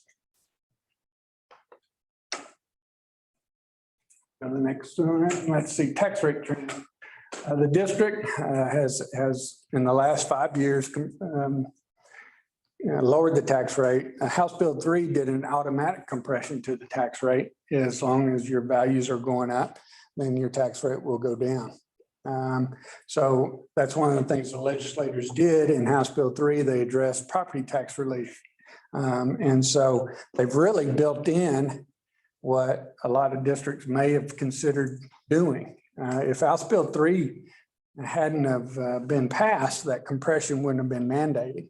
And so you would have a lot more discussions on what your tax rate would be. But because of House Bill 3, legislators pretty much mandated what your tax rate's going to be. They capped it to a max. They say you cannot exceed a certain amount. And if you adopt something lower, you're really going to get penalized. And the reason being is because the state has said, look, it's a team effort. We'll do a little bit of our part, you do a little bit of your part. If you don't want to do your part, then we're not going to do our part. So as long as you adopted that tax rate, that compressed rate, and your students, then it is an inverse relationship. If your property values go up and you can generate more local revenue, tax revenue with your tax rate, the state will then lower their amount. If you're in a district where your values are going down and you can't generate the revenue with your tax rate And so your local revenues go down, the state will raise their portion. So it's an inverse amount. You're going to get a certain amount of money per student, and whatever you can raise locally, the state will offset. I have a question. Yes, ma'am. So with that in mind, what happens if there is some sort of economic recession and statewide districts cannot generate the revenue that was necessary? The state has money prepared to increase support across the entire state for all districts? Well, what they'll do is, again, as most of y'all have seen or known, you've got your appraised value out now. And so it's set at a point in time. So your house is valued at this time of the year, it'll be certified July. So come July, the appraisal district will say, this is what your property's worth. And that's what it's going to be worth for the next 365 days until the next year. And so if 6 months down the line, we hit a depression and values start crashing, you're still set at that July 25th value. For the remainder of that year, but the next budget year. Then what happens is the state says, okay, all of a sudden your values aren't as high. You cannot generate the revenues with your tax rate. Therefore, we're going to up our ante. So You're asking, do they have that money available? That's what I'm asking. Yeah. So what's the I'm not plan? sure what their rainy day fund is. It's billions. It is. 14 or 15 billion. Right. But that's their obligation. That's what they promise in these formulas. Yeah, we've seen them cut too, though, right? Yes, we have. It's there. Yeah. Do they want to allocate it? Right. I don't know. But, when COVID hit a year ago, the sky was falling and sales tax were going to be dropped like crazy. Oil and gas revenues dropped like crazy. And it was just pretty much a given that the state was going to cut all budgets, not just education. I had a Zoom meeting with one of the representatives from TASBO yesterday that keeps really good track on legislative changes going on. And what she did point out is that there are parts of the state's budgets that are getting cut. But she says, as of right now, education is not. So we're very grateful for the legislature for basically keeping all the increased funding amounts from HB3. There's some propositions out there, but again, nothing that shows that really they've decided to reduce funding to education. Yeah, and if that's the case, then the budget will be set for the next 2 years. Obviously, they can always come back with an emergency session and change things. But if it looks like for at least the next 2 years, the state's going to remain at their funding levels. If our property values continue to grow like that, that means, however, that the money we can generate on our tax rate will continue to rise. And so therefore the state's amount will continue to go down. I think that needs to be said pretty loud, because a lot of people believe because their property values are skyrocketing, that means we keep getting a raise and a raise and a raise, or the school district does. And basically all it does is offset. Our part goes up, their part goes down. So it shifts responsibility. Exactly. Right. So There was a $2 million drop from the state funding. Yeah. Here because values went up. But people think. Oh, I agree. Tax rate. And this is the money that the school. Lot of. And then when their home values go up so much, then that means we go up that much. We don't go up that much. We stay at so much per kid. And to add to that comment is that a lot of people think that we need more businesses to come in and take some of that burden, but no business wants to come into these areas when the tax rates are a certain level and penalized. Right. For lowering them too low. So. Well, we do need the businesses only because they don't bring kids and, and they bring revenue, and it helps us on the INS side considerably, so, I mean. It's a balance on both sides. It's not one side. Yeah. Well, it's funny, if we did get a big business, our tax rate would drop. And so I think a lot of businesses And I think most of them understand. And plus, if a business comes in this area, it brings lots and lots of jobs, there are tax abatements. That's what a Chapter 313 agreement is about. Basically, on the M&O side, they will get, well, for schools, it's great because the state has promised if you enter in a 313 agreement, we will supplement whatever tax revenues a school district would lose with that agreement. However, they do get tax abatements with cities and counties and the other taxing entities in the state. So we're a little shielded by that, and rightfully so. You know, education is important. It's important to educate your society, and it takes money to do that. But in theory, the state with House Bill 3 has really, they haven't taken your ability away to set a tax rate, but they kind of have. And a lot of times when the school funding, whenever TEA gets sued for inequitable school finance, a lot of times the compressed tax rate is brought into court because it's against the Constitution for the state to set a tax rate. Yeah. And theoretically, it's kind of what they've done. Now, again, you do have the ability to adopt a lower tax rate. You cannot go above it. You cannot go above the compressed rate. That's against law, but you can go under it. But again, if you do, the state will start, again, they're like, if you're not going to do your part, we're not going to do our part. I ran an analysis the other day, and for every half a penny, if we lowered our tax rate by half a penny below the compressed rate, the state would take $20,000 and our tax effort would go down $240,000. So we're going to lose $250,000 for every half cent that we reduce the tax rate below the compressed rate. And that's getting hit on both sides then, because you're lowering your property value plus then states. You go to the K drive? Well, with compression, we're pretty comparable to everybody else, aren't we? We're exactly worth it. That's what I thought. I mean, State says, right, this is what you're, you know, based on your value. Right. If we had another district with the same amount of values that we had, they would have the exact same tax rate. If you'll pull that up. Just give me 1 second. So I got to put it up for the okay. The studio audience. It's the INS where we need the business, right? I mean, that's where you need the business to come in. Yeah, because it increases your tax base. I'll be, Rock's the only district in the state that has AAA ratings on all rating service, Fitch, Moody's, and S&P. And the reason is, they're the only difference between them and us is tax base. Yeah, Dale. And it's the amount of debt based as compared to your tax base. And our amount of debt is higher compared to our $5 billion tax base when they've got multi-billion-dollar tax base.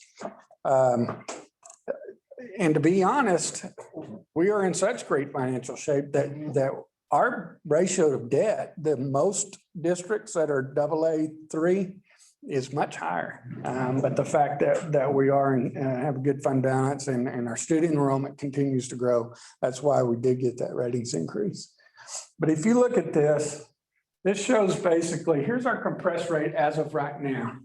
Our tax rate is looking like it's going to go to 96.3 or 0.963. All right. We are at 1.006. So we're looking like 4 cents, roughly a 4 cent. Right now at 0.963, that's our local revenue. That's what the state will kick in, and that's our total. If we lower it 1/2 of a penny, our local revenue will go down by 238,000. Our state aid will go down by 19, and our total revenues will go down $250,000. With a half a cent. Half a penny. So if we lower it a penny, then we lose $500,000. So you can see, I went down to 5 cents. So if we lowered it 5 cents, we would lose $2.6 million in funding. We would lose $250,000 in state aid. Because again, the state's saying, you're not doing your part. You're not doing your part, so we're not going to do our part. Anything at the compressed rate, if property values went down and this number went down, then this number goes up. So at this line, it's that inverse relationship. Yeah. But any line below here, it's a drop on both sides. Well, even then, every drop on M and O is the burden proportionally is big time on us. Exactly. So your local, and so again, 1 penny is $500,000. If you scroll up. Come on, I see the bottom. yes. Yes, the bottom portion. So then, well, what does it do for a taxpayer? So at a penny, the district loses $500,000. So at a penny, what's it do to a person that has a home of 250,000? What does a penny do? It drops their tax $1.88 a month. So it costs us $500,000. It costs this homeowner at 250, it costs them $22 a year. And Dr. Smarty, you could put it at 350. Value.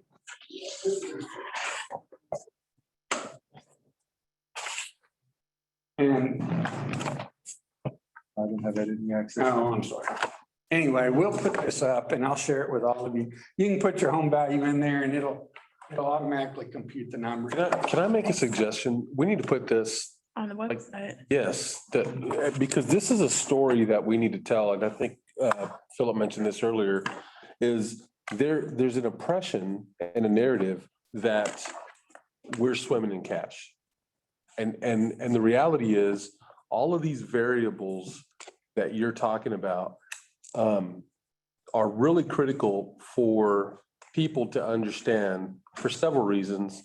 The most important of which I think is they need to understand how prudent we've been as a district in our financial strategy.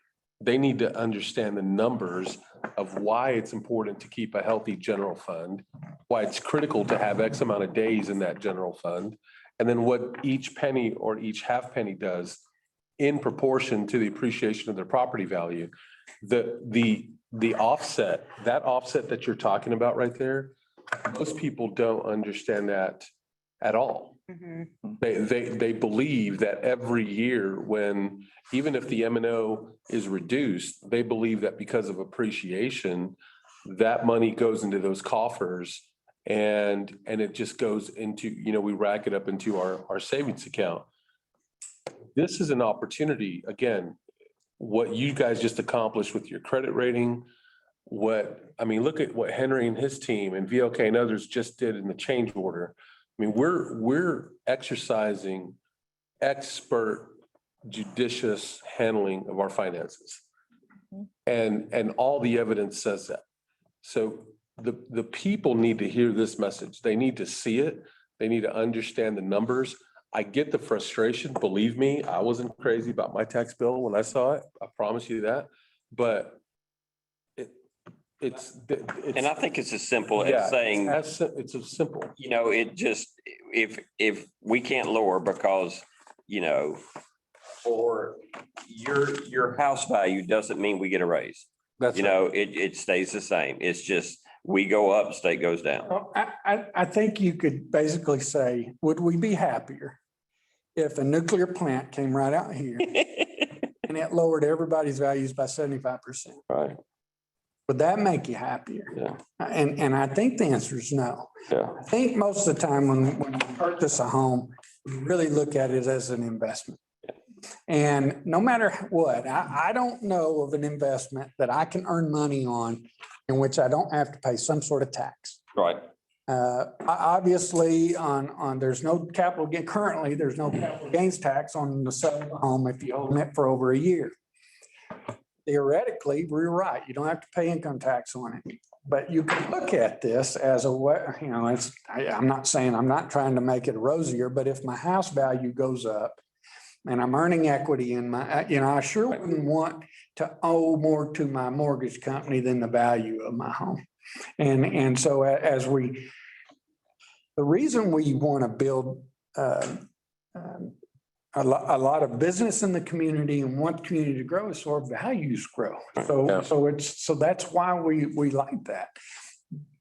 Sure, we hate it when it's tax time. We hate it when we get that tax bill in, but we love it when we sell our home. We sell a house. And we love the fact that we can pay off our mortgage and now I've got $150,000 in the bank, cash. So I would hope that if I bought something for an investment, the investment appreciates in value. I've never, luckily, have never owned a property that depreciated in value, but I sure wouldn't want that to happen. And it's a catch-22. I understand, and it is frustrating. There's two reasons why we want to keep a healthy fund balance. People may think we're awash in cash, but the fact of the matter is there are a lot of months in which we are not generating any revenue. So it's no different than if you were at your home and let's say you work a job that's in sales and some months are pretty lean. Well, you sure like to have something in the bank so you don't have to go out and borrow money. And that's what this district would have to do if we didn't have a lot of money in our fund balance. And I've been at a district where when I started the job, they had no fund balance. And I had to go get a TAN loan, a tax anticipation note. I had to go to TDA and say, please let me borrow some money because I don't have enough to make payroll. Because I'm not going to be collecting state aid or taxes for the next 4 months. And I don't have enough. So I have to go get a loan for tax anticipation. And so it's a loan that you pay interest on that's based on your taxable value. So when you start collecting taxes and you start collecting, you can pay that tax anticipation note back. But we don't want to get there.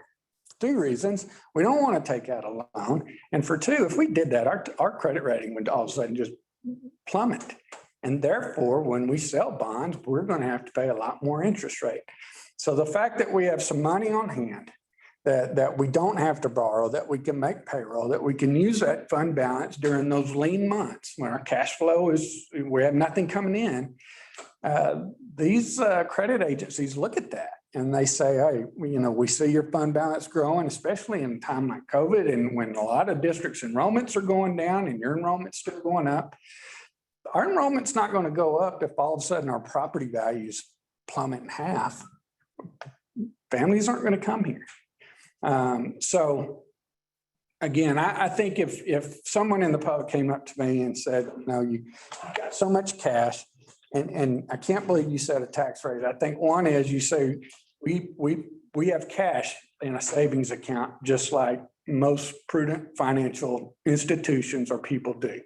So there's an emergency fund. If something happens and we need to dip into savings, it's there. And I think the second thing you can say is for the most part, our hands are tied on tax rate.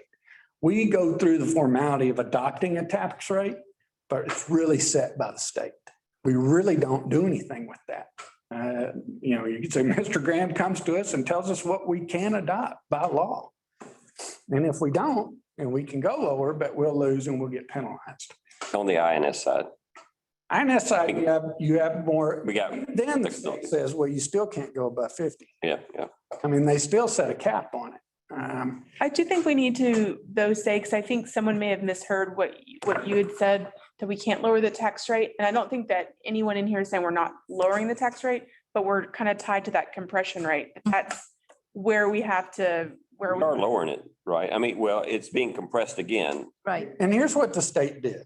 They said, okay, and the legislators, they know what they're doing. They see the property values statewide, not just in Hutto ISD. Right. Statewide, property values are going up.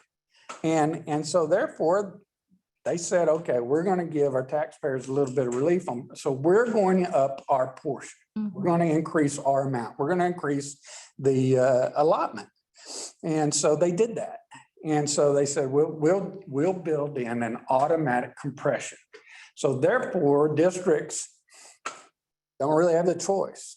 We are guaranteeing some tax relief for taxpayers. So we're going to build in a compression.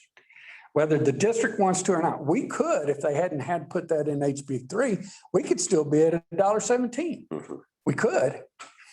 I'm not saying we would or that we should have. As a matter of fact, I'm sure we'd be here tonight thinking about what are we going to do to lower because of the values. We don't need that. So we're 0.963 next year, right? What were we this year? $1.0006. So we were at $1. Right. We were at $1. We're going to 96.3 cents. And INS is static.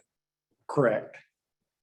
So how does this all tie back into the compensation plans? Okay. Yeah, let's go. All right, good question. Let's go back to compensation. We were talking about compensation. Just went down the rabbit hole, didn't we? This is why we wanted to talk about tax rates. So at any rate, our tax rate trend has been going down again, basically because the property values have been going up. Okay.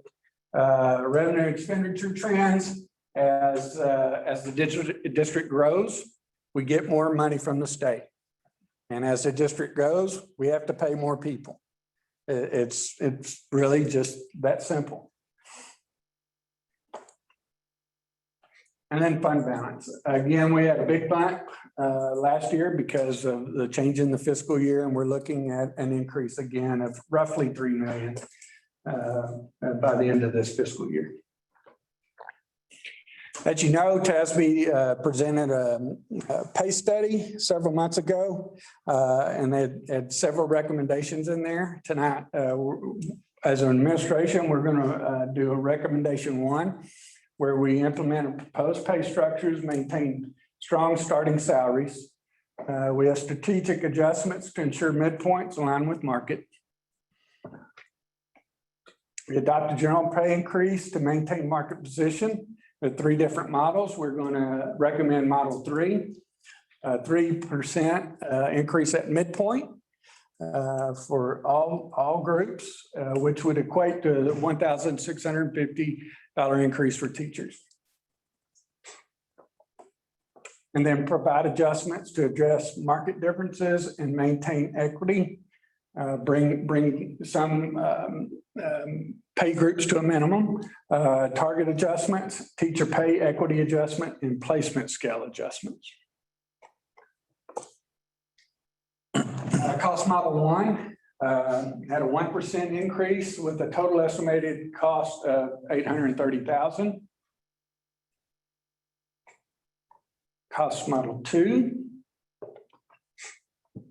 a 2% above midpoint with a estimated total increase of 1.3 million. And cost model 3, which has again a 3% increase at midpoint with a cost of 1.8 million. And that breaks down by pay groups. Okay. These are some budget scenarios. What I've done, again, I've got your property value growth at 25%. I've given you a scenario of what happens next year if we realize a 7%, 6%, 5%, 4%, or 3% increase in growth, student growth. This is the pay model 3 scenario. So you have current payroll, you have the 3% above midpoint raise of 1.8. Estimated cost of benefits, $475,000. And we have new positions for next year due to growth of 4.3. We have projected payroll of 73.2. Current non-payroll is 17.9. So a total of 91.1. So today, we have not gone through department budgets. We have not, a lot of this will be really based on what our capital projects will be next year. And that's something that we'll have to get with Henry on. But at a current, today's estimates, if we adopted that, we would have a $476,000 deficit. Once we go through the department budgets, once we fine tune a little bit of the payroll, we hope to make that up. But depending on what we do with the HR facility and renovations at College Street campus, if we increase the capital improvements amount, we may come to you in June with a deficit budget. I'm not going to say we are. I'm just saying that could happen, but it depends on our capital improvements. If we go to the next slide, the same scenario at cost model 2. So again, local revenues of 49, state of 39, total revenues of 90.6, current payroll of 66, the 2% above midpoint raise for all employees, 1.3, increased benefits, 475, new positions, 4.3.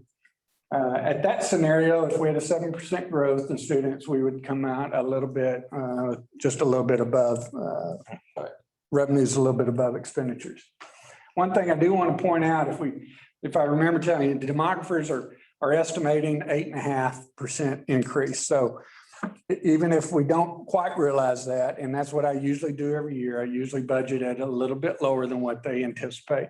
I will be honest with you, the 7% is a little higher than what I normally do. I usually do about 5 or 6. But I think, I really do feel that once we get back into the swing of things, and the housing right now is again, it's really going through the roof. If the Tesla people start showing up, the Samsung people start showing up, I think we're going to really show a real influx of families in the area. And what collection rate do you? This is a 98% tax collection rate too. So again, that would be. You're just being a good CFO, right? I'm just doing what I think I should do. That's right. It's my insurance policy. That's right. And so you're right. If we reach 101%, then I anticipate these deficits. As long as we don't, if we do a 3%, if only 3% growth next year, then I'll probably come back to y'all in about 3 months into the fiscal year and say, okay, we're not realizing our growth, and we'll make adjustments. I mean, there's things that we can do on capital projects. We can make adjustments on the spending side if that's what we need to do. And the good thing is we have a fund balance to support that way. Absolutely. That's what's good about keeping it. If we realize 3%, which I think is just a given, then we can easily make up. You can go back to 3%. I just don't see this scenario. I need to put it up there as a doomsday type of deal. I really feel that this is really going to be your worst case at this 5%. I think we'll reach 7, but we could easily make up the 1.6 if that's what we need to do from fund balance. And just for a frame of reference, where are we on our projected growth for this current school year? We are actually at 100 and something over 160. Yeah, we're 160 students over demographer's projection. Yeah. It was right at a little over 5%, or is it 6? So we were projected to be at 8391. We're at 8569. So a difference of 178 kids. So yeah. It's bumping 6%. 6%. Yeah. Yeah.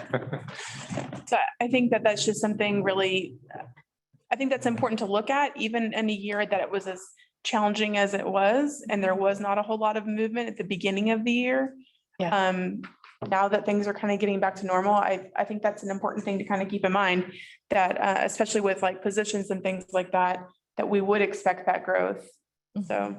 And, we're getting there when you look at neighboring districts. Obviously, we want to at a minimum pay our people what our neighboring districts. We're still, as far as average teacher, our comparisons change when you look at 0 year or 5 year or 10, 50, but an average teacher salary is just a little bit lower than Pflugerville right now. It's a little bit lower than Renmark. We're a little higher than Georgetown. We're a little lower than Elgin. We're higher than Taylor. But if we can get to where we can easily say, well, we're just a little bit higher than everybody. That's kind of what our goal. And when we're growing and the students are getting here, I think that we can get there. And I think that if we continue to make our prudent financial decisions, that we can support this. And I feel good about it. Good enough for me. Okay. All right. Any questions? Do we have a motion? I do. I'll make a motion that we approve option 3. I couldn't remember if it was A, B, C, or 1, 2, 3. Model 3. Okay, model 3 as a district 2021, 2022 compensation plan. A second. Okay, motion made by Ms. Hubbard and second by Mr. Boutwell. Any other questions or discussion? All in favor? Motion passes. Thank you. Thank you. Thank you, Glenn. Thank you so much, Mr. Graham. I'll just stay here. See Josh jumping at the. Yeah, Josh is. Here and, It's gonna be 4 minutes, right? yeah, he got to watch our conversations. Yeah. Glenn got to talking a lot, Josh. Right, I'm gonna turn it over. Okay. Well, let's talk about saving some money. Yes. In the spirit of things. So hopefully there's a memo that made it to your board packets, but essentially interest rates are near historical lows. Even with the stock market taking off as we sort of return to normal and you see the economic growth, there is such a lack of supply in the municipal market right now. The interest rates are still hovering around historical lows. And as we've talked about in the past, the district has a couple pairs of its bonds at Series 2012A and 2012Bs that are callable beginning this August 1st. So within a 90-day period of that, we can actually implement a refunding program using tax-exempt rates and save interest on such bonds right now. So from an historical standpoint, over the last, 10 years since 2012, the district has done 6 refunding issues in the past, refinancing just under $156 million of its outstanding debt, saving taxpayers roughly $33.9 million. By refunding its Series 2012A and 12B bonds. Yes, ma'am. Josh, I'm so sorry to interrupt. I know you're on a roll, but the information that you're talking about is not on the screen, and I think we want to share that, don't we? Or were you just, or were you just introducing? Do you need me to share the screen? We have that document. But We have the document that you're speaking to. I'm just, because we have quite a few people online. And so I wanted them to see what you were speaking to. He shared it, that way Yeah. he can drive it. Yes, can you do it? Let's see here.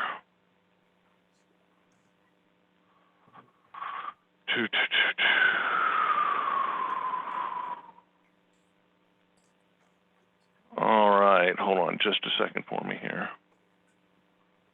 I have a lot of things open on the screen.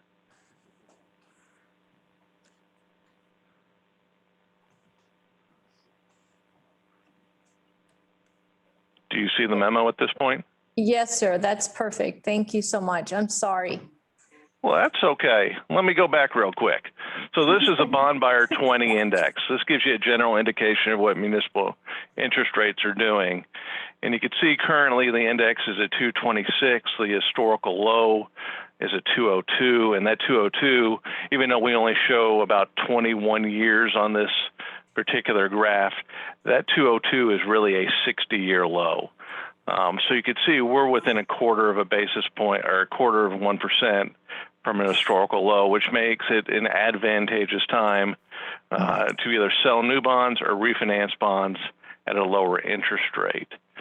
If we flip over to the next page, again, since 2012, the district has refunded $155 million of its outstanding bonds, saved roughly $33.9 million for taxpayers, and lowered its overall bond costs. So again, right now, because it's Series 2012A and 2012B bonds are callable on August 1st, the district has an opportunity to refinance that debt.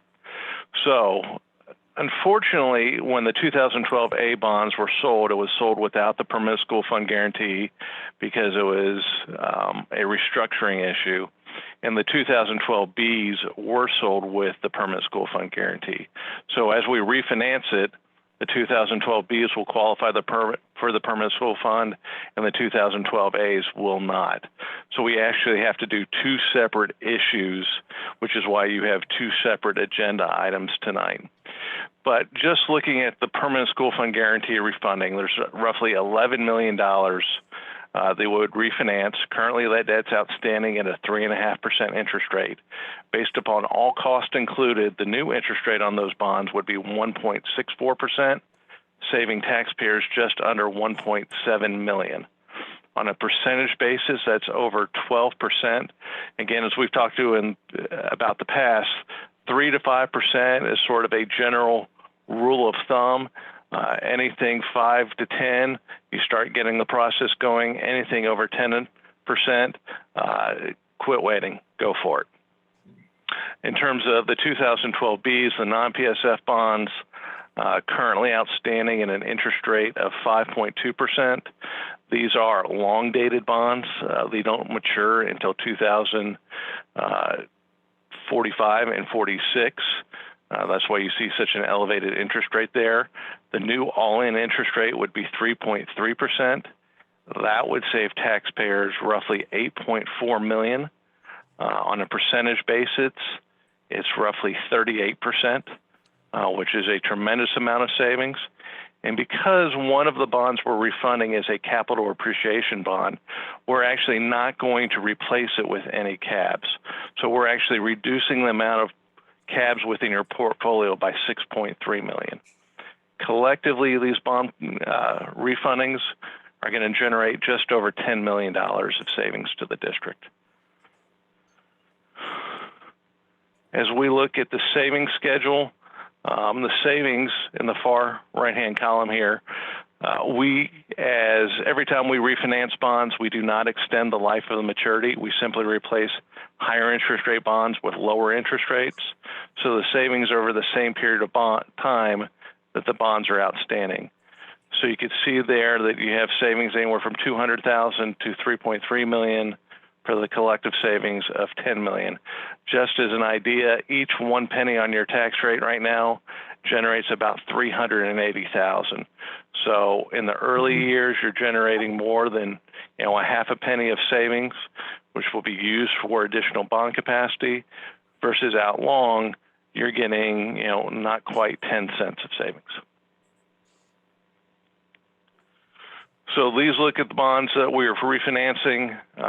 As we've done in the past, what we're asking the board to look at tonight is adopting a parameters order that would allow the administration to move forward with the refunding subject to certain parameters. Since there are 2 sales, we have 2 different parameters for the permanent school fund guaranteed bonds. We'd have to have minimum savings of $1.5 million. We're refinancing $11.1 million. The all-in interest rate cannot exceed 2%. Again, the final maturity would be August 1, 2034, the same final maturity of the 2012 B bonds that are being refinanced. And we would have a year to get this done. On the non-PSF bonds, again, the minimum savings would be $7.5 million. We can refinance no more than 10.6. The all-in interest rate would be 3.75. The final maturity, again, would be August 1st, 2046. Again, the same final maturity as the 2012 A bonds. Again, why we say we would have a year, the reality is we've already gone through the rating process. We've visited with the underwriters. Assuming the board approves the orders tonight, we're going to be in a position to post the preliminary official statement tomorrow and be in a position to price these bonds as early as next Wednesday.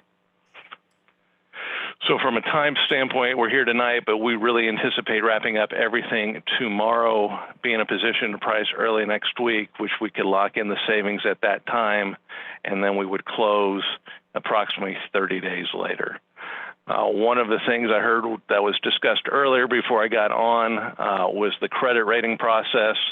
Every time we sell bonds, we go to independent credit rating agencies, in this case, both Moody's Investor Service and S&P Global Ratings. And they do a thorough review of the district. They look at the economics of the district, the economy, the financial position, management, the whole 9 yards.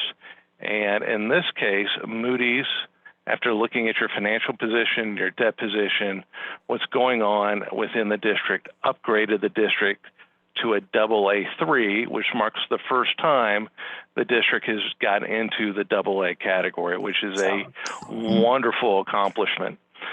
What that truly means to you, though, is the higher your credit rating, the lower your borrowing cost. In and of itself, this will probably save the district 3 basis points on this particular refunding, which equates to about $100,000. But more importantly, it's going to save you interest cost on each future bond sale. So that savings will multiply over time as the district issues more debt to build, its facilities for the future students that come in. So again, pat yourselves on the back. It's an independent review. Ratings are hard to get upgraded. So it really is a wonderful accomplishment. So I know I went through that relatively quickly. I'll be happy to answer any questions you have. So the 2012 B, is that just cab or is that cab in it or? So the 2012 A's has the cab in it.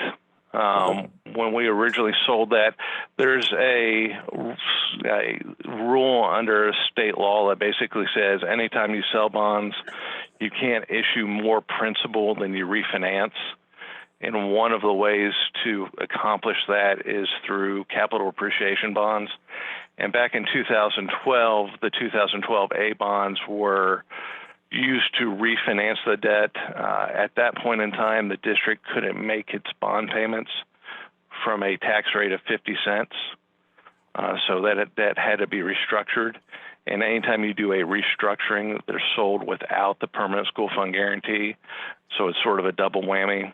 We didn't get the permanent school fund guarantee and we had to use cabs. But now we are able to refinance those bonds, take out 6.3 million of the cabs. There will still be a portion left over that are cabs, but they're callable at any point. So as the district builds excess INS fund balance or its values go quicker than anticipated, we could start prepaying those bonds prior to final maturity. And basically, it's just like if I'm understanding cabs right, it's just like a balloon payment, right? I mean, you're paying nothing up front. That's exactly right. So it only pays debt service at maturity. So it accretes interest every year. So it compounds interest, but you only make that bond payment at final maturity. Yeah. We're just pushing it off on somebody else. Well, you couldn't make your debt. Right. And we were. So you had to do it, and so you had to defer those. Right. Later in the year in order to make those bond payments at less than 50 cents. I was here and I don't think I knew that. A quick question. Correct me if I'm hearing correctly. I want to make sure I clarify this. You're saying that by taking these two and refinancing them, we do not extend the period of financing. We keep the same period? Absolutely. So essentially, I'm going to go back up to this page here. The 2012 B bonds currently mature or have maturities ranging from August 1st, 2022 to 2034. So when we sell the new bonds, we put in the exact same maturities, 2022 through 2034. We simply put the maturities back at a lower interest rate. Same thing for the 2012 A's. They currently mature in 2045 and 46. That's where we put the bond payments back. Like if you had a 30-year mortgage and you pay 15 years and now you want to go refinance at a lower rate, you do a 15-year note. Yeah. So you still have 15 years, it's just you're paying a lower interest rate. Got it. Just wanted to make sure I understood it. Thank you. Hey, do we have a motion? Gladly. I move that the Board of Trustees adopt an order authorizing the issuance of Hutto Independent School District Unlimited Tax Refunding Bonds Series 2021A pursuant to the delegated sale. Is there a second? Second. Okay, motion made by Ms. Hubbard and seconded by Mr. Boutwell. Any other questions or discussion? All in favor? Motion passes. Gosh, I'm not running for board again, and I appreciate all the years I've worked with you. Simmer down, Phil. Well- We have another motion, right? Oh. You can get emotional then. For the bond. Okay, what is the second motion? Simmer down. And I'm happy to read it if you'd like to make the motion. Go ahead. No, okay. No, she can do it. I move that the Board of Trustees adopt an order authorizing the issuance of Hutto Independent School District unlimited tax refunding bond series 2021B pursuant to a delegated sale. Motion made by Ms. Hubbard, Second. second by Mr. Padilla. Any other questions or discussion? Now, Philip, you can give your soliloquy. All in favor? Vote first. Motion passes. Thank you, Josh. Thank you, Josh. Thank you. And, anytime you want to talk bonds, let me know. Yeah. I have a feeling he'll take you up on that. There you go. Y'all have a good night. Thank you so much. Yeah. Take care. Okay, well, the last thing we have board calendar, so I'll just say also about the board calendar at our next meeting, we'll be discussing chapter 2. And Philip is anxiously waiting to send us information he wants to discuss. You could put it in that Google Drive Okay. and then we can share our input. What part of chapter 2 did I like? Is that what I do?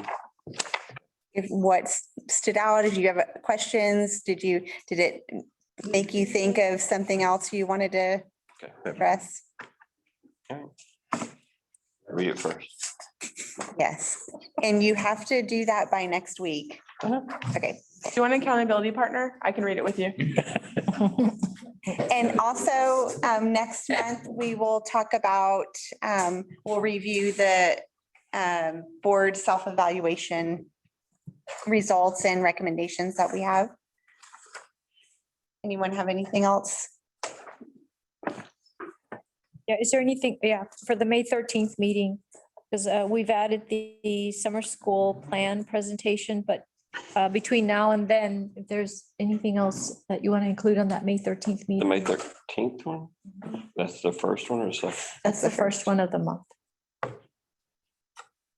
want to add something to the second one. For the May 27th? Yeah, like a long item. Do you have one? No, he doesn't. I'm gonna think of one. And- I'm gonna be here till about 2 a.m. Ooh, those were days. That's right. That's right. Okay, I was like, you're gonna be here. Do we get a trend of where grading is and how students are doing in May, or is it not all the way till after the summer months? As far as academics? I'll see what data we have available. It might not be May, Mr. Chavez, it may be June when we have some academic data available. Whatever star results should be in by June. And obviously they'll be based on the number of children who actually tested. We had some good success with some of the virtual kids coming in, but obviously we didn't get all of them. Yeah. Do we have any any results yet on the TSIs that were taken last week and the week before that? We can look at that data because those results are available. They roll in as the kids take the test. We normally do that in June when we do the CCMR update. We have the boy. That would be good. Huh? I was gonna say, that would be good. And I know that we had talked about this dashboard that's ready to launch. Perhaps in a workshop, that would be helpful if we could do like a walkthrough on how to access that. So if you all are taking the trouble to do that, we'll probably do that and not until June though, so that the new members can. Yeah. The dashboard's coming in June, right? So on the May 13th, I will have an update on where we are on the dashboard. David Ostreicher is helping us actually purchase one. So it's going to be not just for us, but for our cabinet and district leadership. So, yes, so David's Philip's only awesome. been asking for this for the last 12 years, 10 years. Philip, I know, right? well done. Yeah, so I don't know where we are. I don't want to promise that it's going to be ready, but I trust David Ostreicher explicitly. He's being written for that. Yeah, you give him a challenge. He loves stuff like this. I know, right? He's all over it. All right. Anything else? Make a motion, we adjourn. A second. Motion made by Mr. Boutwell and seconded by Ms. Hubbard. All in favor? Mr. at 9:27. Morgan, now we can spin